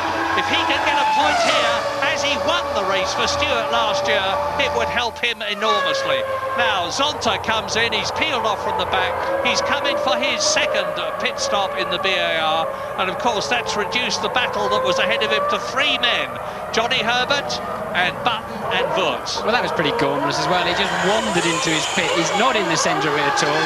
Ran into his jack man, into the jack itself. I mean, just wake up. Well, you can see how the cars are slipping and sliding in these conditions. Just imagine being in the car, an enormous noise going on behind you. You're fighting for grip. There's 800 horsepower being pumped out. Just the merest whiff of too much throttle and you can be off the circuit. And we're seeing again, as we have seen so many times in the past, how superlatively good Michael Schumacher is in the wet. Now, that's the Ferrari pit crew coming out.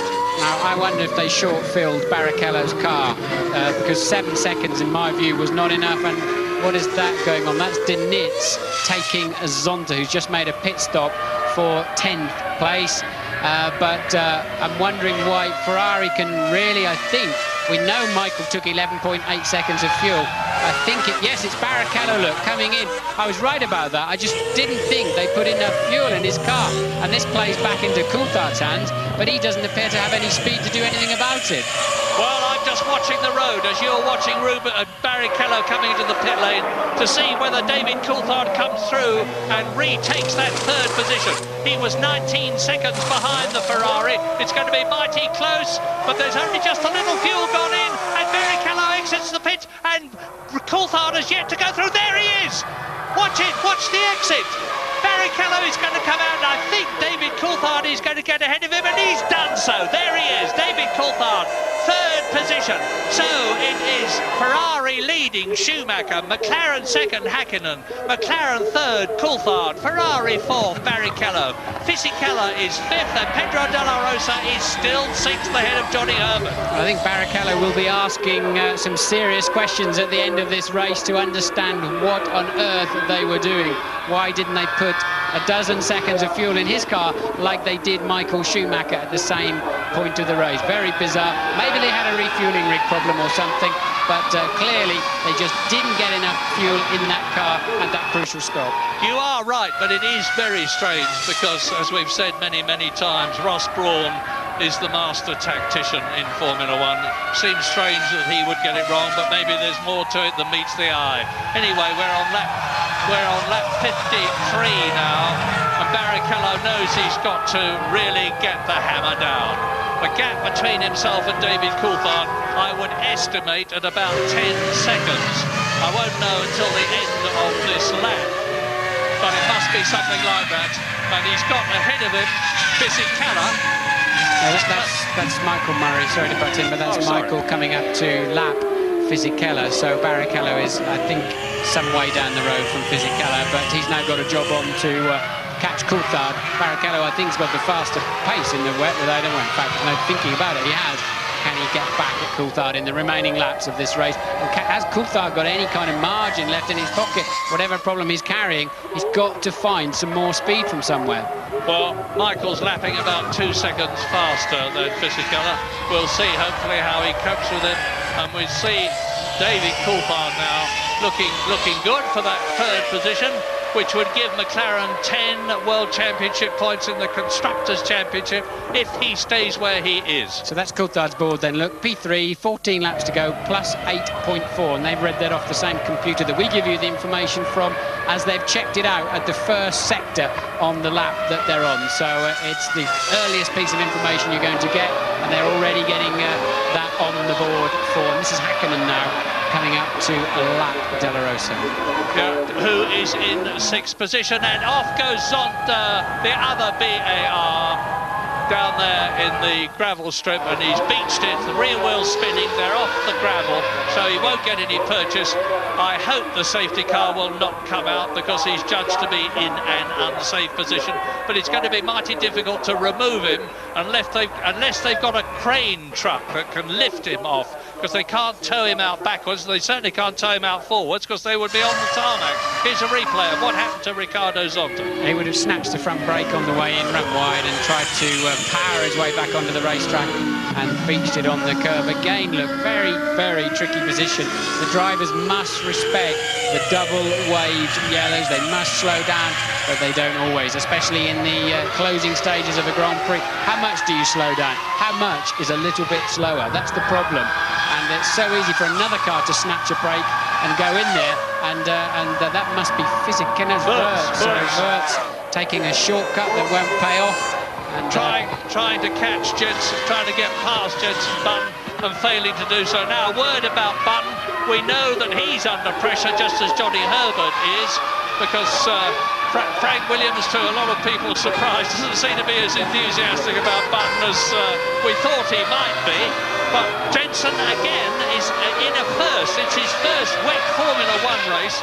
And although he started well down, Hakkinen, hand out, what's that mean? That's Mika's very clever way of saying, look, I really am slowing down. I'm extra slowing down. Look, I've even only got one hand on the steering wheel. Quite a smart move there from Mika. He has respected the flags. He does, like all the drivers, he does respect the job that the marshals do. They risk their lives for our safety, but he's making sure that the FIA, that the people who control the race see it without question. Yeah, good thinking, and he was doing it, of course, because he had seen Zonta's car in the gravel.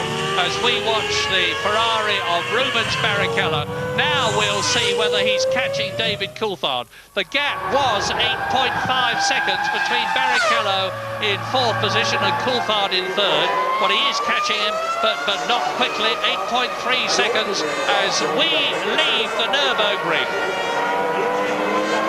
That's just a quick replay there of Hakkinen just demonstrating to... He's not really talking to the marshals on the corner, he's talking to the stewards of the race who are watching this on TV. Now we'll go to the break, back very shortly.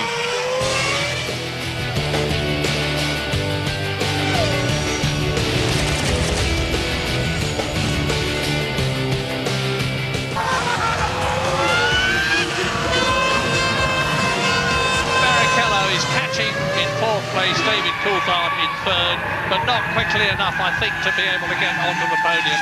5th is Fisichella, who's been lapped. 6th is Della Rosa, who has been lapped, of course. Johnny Herbert is a long way behind Della Rosa. It does not look as though he's going to bring the Jaguar home in the points. Well, I think you're being vindicated here, Mary. You're saying Barrichello hasn't really been shining. He's about to be lapped by his teammate. Now, at the sharp end of the grid, that does not happen. Remembering, of course, that Barrichello's fuel stop strategy definitely did not help him today. I don't know whose decision that was, but it was not a smart one. And Barrichello surely is fast enough to catch Coulthard. Well, we'll have to wait and see. Meantime, the stirring side for a lot of people of 2 Ferraris together, and it is a stirring side, but it's not stirring for Rubens Barrichello for the simple reason, as Martin's just pointed out, that there is nearly 2.8 miles between them in terms of race distance, because Michael Schumacher there is on his 57th lap and Rubens Barrichello is on his 56th lap, shortly coming through to complete it. 11 laps to go, as you have just seen, and running last at the present moment is Jean Alesi, who has been lapped twice. Here are the retirements.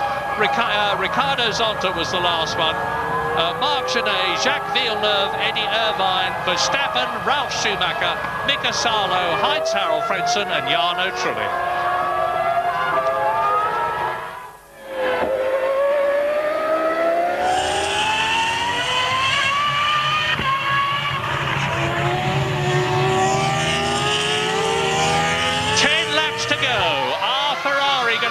Their fourth win of the year, and even more interestingly from their point of view, are they going to have third place as well? It looks as though the former is yes, it looks as though the latter is no.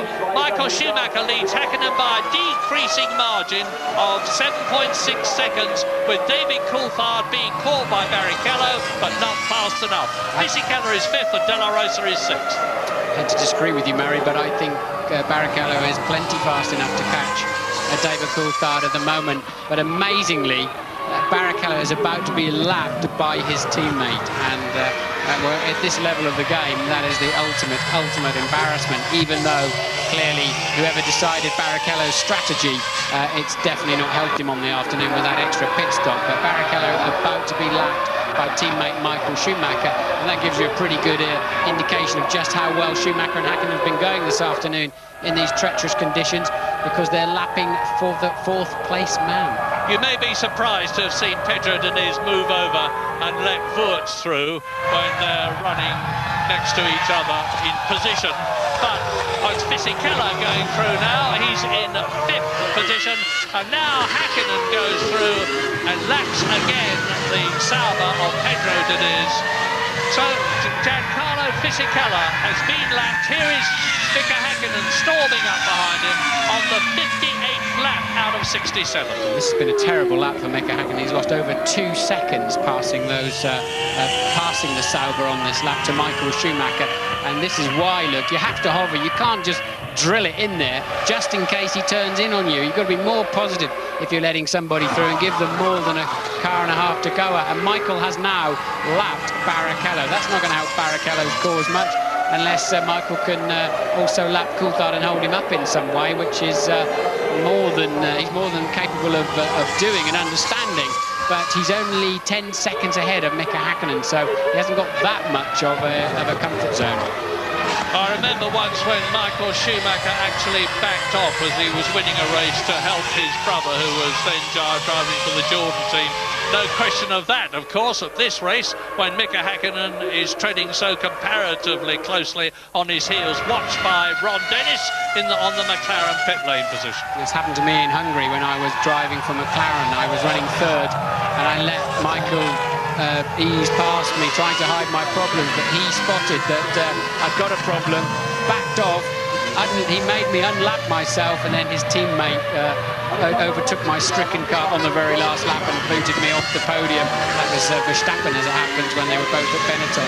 So Michael is very good at thinking about what's going on around him. Yeah, people think that you just jump in the racing car and go absolutely flat out. You're probably at about 90% of your potential, and you're thinking all the time, and the actual racing actions are, if not automatic, getting that way when you're at the level that people like Schumacher, Ralf and Michael and Mika Häkkinen are at. So we're into the 60s now, lap 60 out of 67, and if this race concludes the way it is now, and Barrichello is continuing, as Martin's rightly pointed out, to close up on David Coulthard. Not terribly quickly, but he is getting closer all the time. It's going to be Ferrari's first and fourth, but it might be Ferrari first and third. Yes, Barrichello curiously lost a lot of time on the last lap being lapped by his teammates. That didn't help his cause very much, and definitely played into David Coulthard's hands. But Barrichello still has got the speed, but he's going to be somewhat deflated seeing another scarlet car whiz past him. So let's assume that Michael Schumacher wins at this race. Whoa! That's the white line I was telling you about. He won't do it if there's much more about it. It gets worse. But let's assume he wins it, Martin. Is it going to be Michael Schumacher's skill, the Ferrari's performance, or the Ferrari team's strategy? I think it's a combination of everything, but I think Michael has been pretty supreme this afternoon. The strategies have been different, but I don't think there's been much of an advantage. They both pitted roughly at the same time for wets and refueling, etc., etc. So you have to say, on the afternoon, Michael has made a better fist of it. I think right from the beginning, as soon as it started to spit the rain, it was clear to see the Ferrari was better suited to the tricky conditions. Well, it's going to be mighty close for third position, because Barrichello has nipped another second out of David Coulthard's lead over him. David Coulthard is third, and Barrichello's got the gap down now to 6 seconds with 6 laps to go, including the one they're on. Yes, now this is very, very interesting, because to get to Michael Schumacher, Häkkinen has got to lap Schumacher's teammate, and to keep, I mean, Häkkinen's really homing in on Schumacher at the moment. To keep Häkkinen away, he's got to leapfrog Häkkinen's teammate to lap him. So Coulthard might come into play in this race yet, and also Barrichello can do a pretty good job of spoiling Mika Häkkinen's race. Either which way, I think it could play into Coulthard's hands, and we could see a little bit of argy-bargy with people unintentionally, in inverted commas, holding other people up. What we don't know, of course, is to what extent, if any, Michael Schumacher has got something in reserve. He knows that Häkkinen's closing up on him. He's in touch with his team by radio. He'll be getting pit boards. What he's now got in reserve is Rubens Barrichello as rear gunner. So Ferrari may have pulled Barrichello into that position, and Michael Schumacher may not even have to risk passing David Coulthard. So, lap 61, the race order: Schumacher, Häkkinen, Coulthard. The remaining 3 in the points: Rubens Barrichello, who's now 5.3 seconds behind Coulthard. Fisichella in the Benetton, looking good for another points finish. Pedro de la Rosa keeping his fingers crossed for the first point for Arrows of this season. Johnny Herbert is 7th, and there he is, followed by Jenson Button's Williams 8th, and Alexander Wurtz's Benetton 9th. And David Coulthard's about to catch this little gaggle having a squabble. So Coulthard now, who's still really under pressure, he's got Schumacher homing up behind him to lap him. Barrichello just behind that, now just 5.3 seconds adrift. How David Coulthard is in third position this afternoon, I'll never know, with the whatever his problems are, whatever the reason, his lack of pace. But he's going to have to work hard to defend that. Look, Coulthard now has Michael Schumacher, the race leader, behind him. So, lap 62, and if anybody in the first 6 goes out of this race, the car that you're looking at in the lead here, 7th place Johnny Herbert is, and here is the Ferrari. Coulthard yields. Coulthard had to yield, so blue flags are waving. Wave blue flags for car 2, it says on the computer. So he'd obviously passed at least 4 of them, and he had to yield, otherwise he'll be given a stop-go penalty. So, through to complete the lap goes Michael Schumacher. He's into his 63rd lap now as the Johnny Herbert Jaguar. Button, Williams, Wurtz, Benetton battle continues, being caught by Michael Schumacher to lap him. Yes, this is Coulthard yielding. He has to do that to let the race leader through. He has been lapped. Now Barrichello just 2.3 seconds behind third place man Coulthard. Häkkinen just 5.9 behind race leader Michael Schumacher, but we know he's got to clear his own teammate and Michael's teammate to get to him. And Michael Schumacher passes Wurtz's Benetton, so he's passing these people which Häkkinen behind him has then got to pass. So, lap 63, just 4 laps to go at the end of this one. Michael Schumacher keeping it on the field, on the tarmac, in spite of these appalling mist clouds in front of him, and Jenson Button now. Is he going to turn across? Yes, he does. Michael Schumacher backs off very sensibly, and Button sees them, holds the Ferrari back. This is, and look at Häkkinen.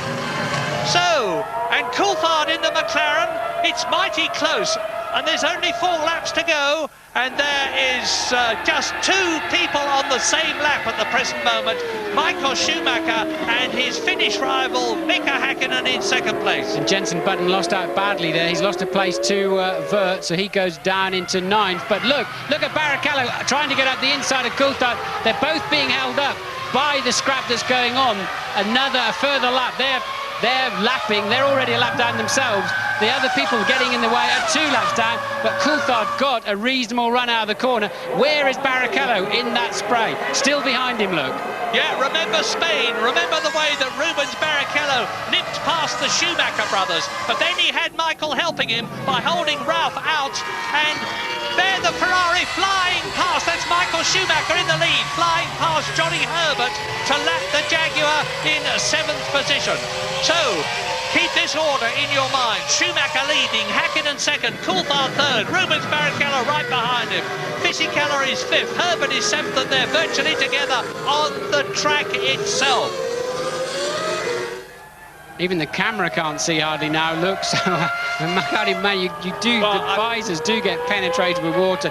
You start peering through little holes in the end, trying to just pick out the curbs and braking point. Michael, but dangerously close to the edge of the track again. But the vital thing is that Michael Schumacher has now cleared the people he was lapping and has got an open track in front of him. He can see where he is going.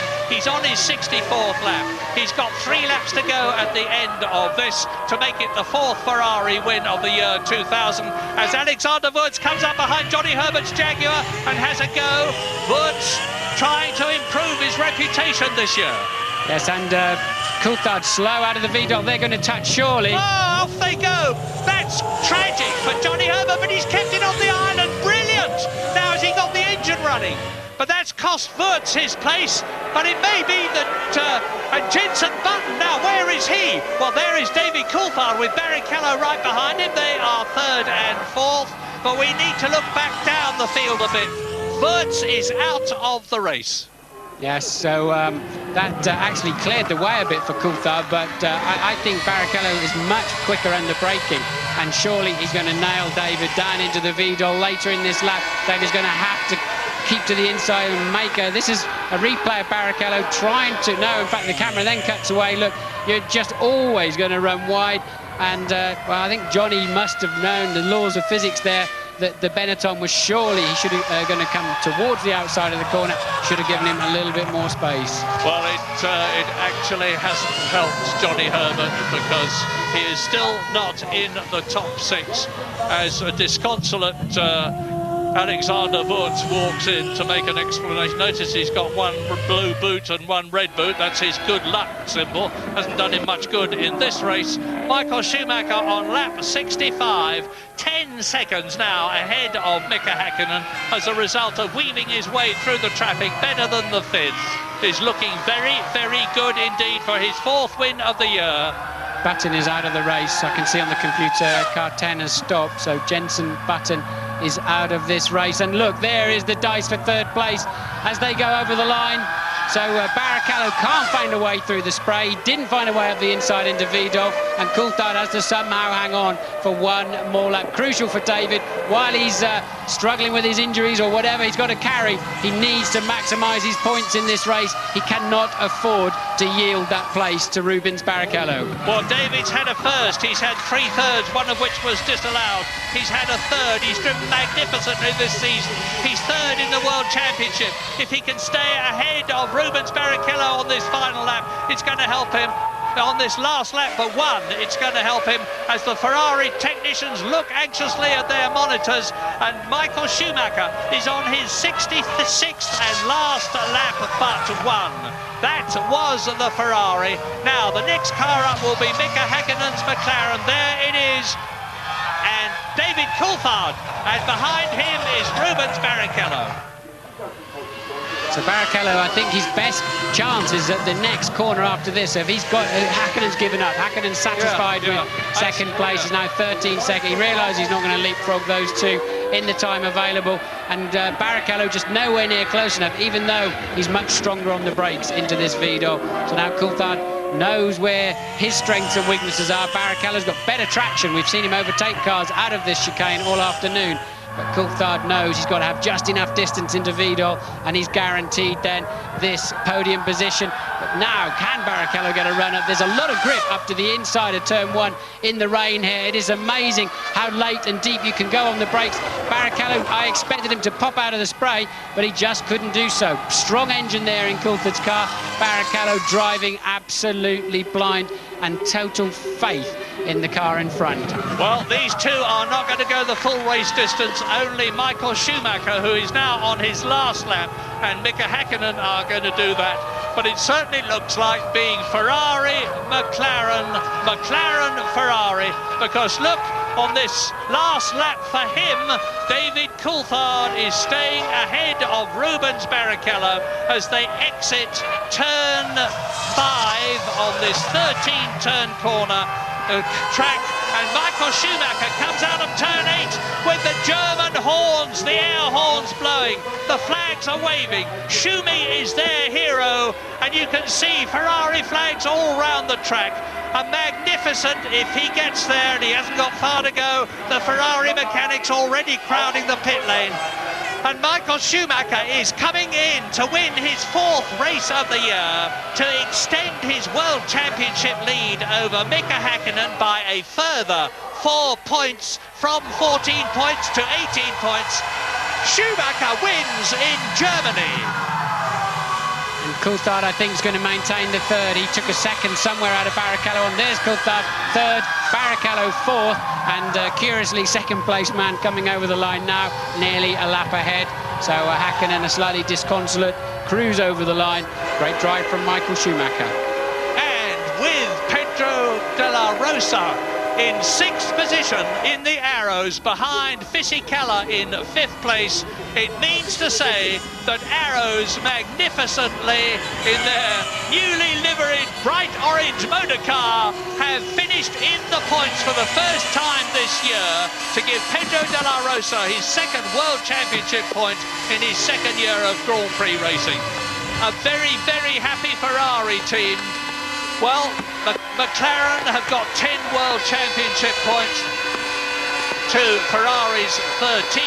It could have been worse, but the fact remains that the gap in both championships between Schumacher in the drivers and Ferrari and McLaren in the constructors has increased. In fact, now Michael Schumacher is on 46 World Championship points to Mika Häkkinen's 28. David Coulthard is still 3rd. Rubens Barrichello is in 4th place as he was before. Ralf Schumacher is still 5th, and Fisichella is still in 10th position. Well, as ever in Grand Prix racing in Formula 1, a wet race, particularly one that starts off dry and becomes wet all the other way round, has turned out to be immensely exciting and dramatic, and it really does look as though the tide after all these years has turned for Ferrari, led by the little man that you see walking into the Ferrari garage, Jean Todt, the Frenchman, who recruited Ross Brawn, the Englishman, Rory Byrne, the South African, Michael Schumacher, the German, to help him bring Ferrari back to the front, and he's certainly done it here. Important day for Ferrari, because clearly McLaren were gathering pace and coming back at them with some energy after those dominant 3 wins by Michael in the first 3 races. And Ferrari today have nailed that. They've stopped that march, and I think it was a very significant day in this year's World Championship.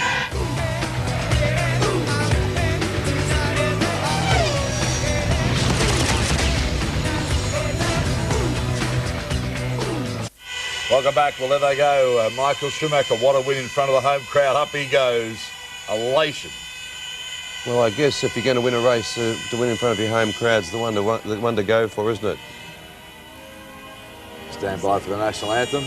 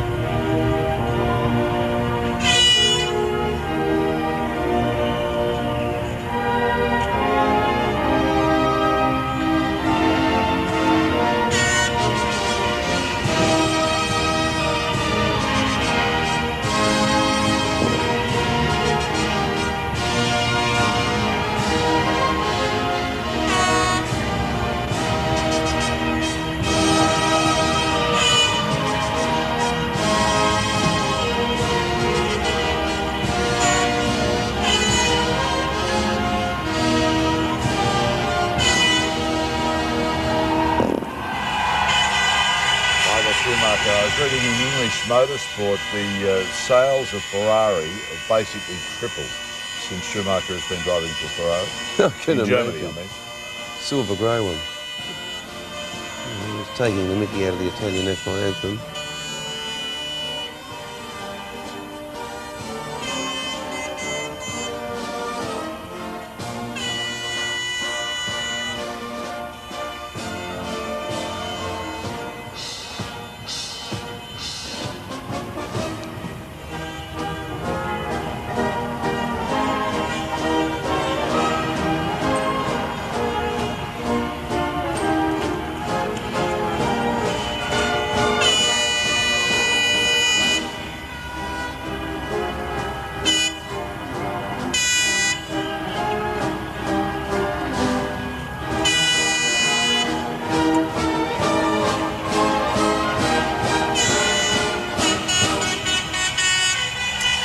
Looking back at that race and then going back 2 weeks ago, McLaren's mistakes there with their pit stops tonight were very reminiscent of what Ferrari did 2 weeks ago.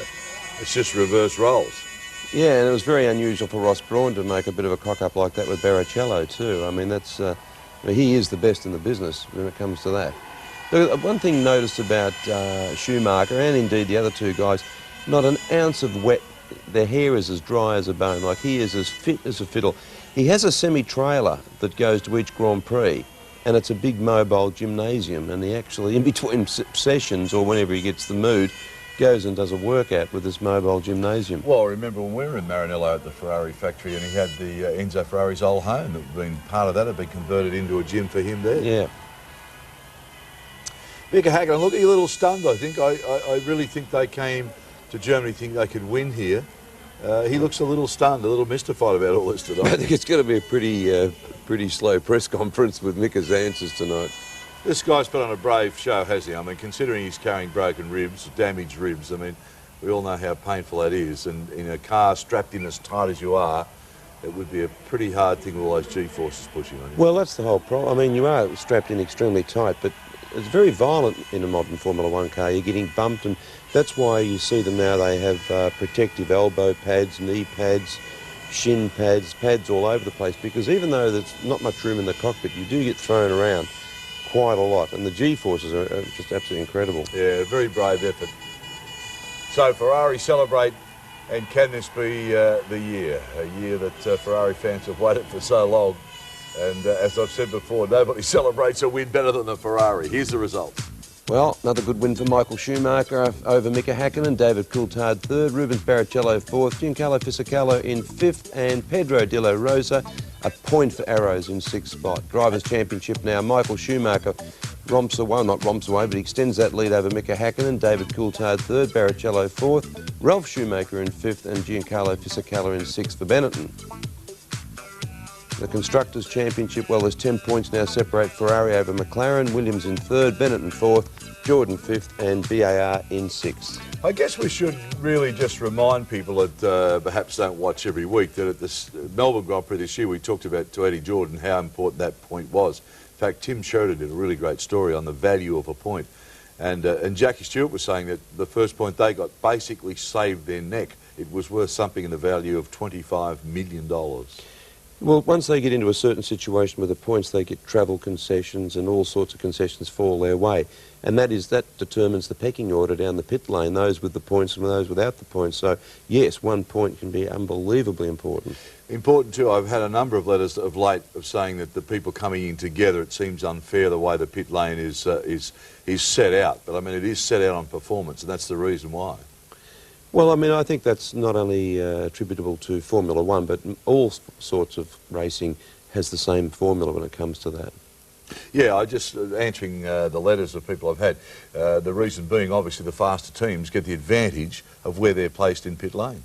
Yeah, well, I mean, if you have a look at BAR, who's still a little bit out of favour, I think they're right down in the boonies, and next to them is Minardi, and then as you get up towards normally it's the exit. Where they are, but I noticed in a couple of Grand Prix now that they're down at the entrance, the beginning of the pit lane. So whether this is something I don't really know, whether they get to choose where they are or whether it's a Bernie appointee, I don't know. Well, I was just saying to you when we were in a commercial break there that there has been some talk of Villeneuve leaving the BAR team, and we did talk about the last Grand Prix that perhaps Benetton would be very interested now that Fabio is back there to have a look at him, and that rumour seems to be growing some strength now. Yeah, I think it could be a bit premature because, I mean, Honda have only just been with them for the first year, not a company to be underestimated when it comes to developing a good engine. I would give them a little bit of time before I started jumping ship. I think, I mean, we've looked at Honda's performance in Formula 1 cars in the past when they get fair income about it. So if I was Villeneuve, I really would sort of, you know, stick in there for another year or so and give the Honda people time to give him the engine that he wants and deserves. And they have said that they're going on a full-blown attack again. I mean, it'll be like the last time they were associated with McLaren. When those boys go on a full-blown attack, they really go on a full-blown attack. Yeah. And some good motor racing coming your way too. We're just waiting for the drivers to make their way into the interview areas for the unilateral interviews. But the Indianapolis 500, which we'll be covering, is just around the corner. We'll give you the dates of that just at the end of the telecast. But interesting enough now, the US Grand Prix, which you had so much success over there. You won East Coast, West Coast, and I think the North American one as well. The talk of the circuit there is just absolutely fantastic. But we'll just hold that for a moment because interviews are ready. Michael, many congratulations on a great victory. Thank you. We could see the rain on TV, but what was it like to drive in such atrocious conditions out? I mean, the only critical circumstance was when it started to rain and you were out on slicks. And obviously none of us front riders wanted to go into the pits and take the chance to pick up rain tires and find out you go slower. As it was not a clear rain yet, we knew it would come, but whether it was already this one or whether it would have stopped and start later on again, nobody knew. So it was difficult. But obviously some drivers took on rain tires, and as soon as we saw they go faster, we went straight in. Was there any problem with aquaplaning? There was a few times, yes, because especially with my last set I did more than 30 laps, and I was pretty knackered at the end, and it was pretty difficult on certain parts, especially on the straight, but not as bad as what we have experienced in probably Silverstone. I think we have experienced very bad aquaplaning. Here it wasn't as bad. And your first pit stop was very slow. Did you have a problem, or was that a change of strategy? I don't know honestly what happened. I need to analyze you guys. You have the opportunity to see everything from outside and see the times. I sit there and I don't even count.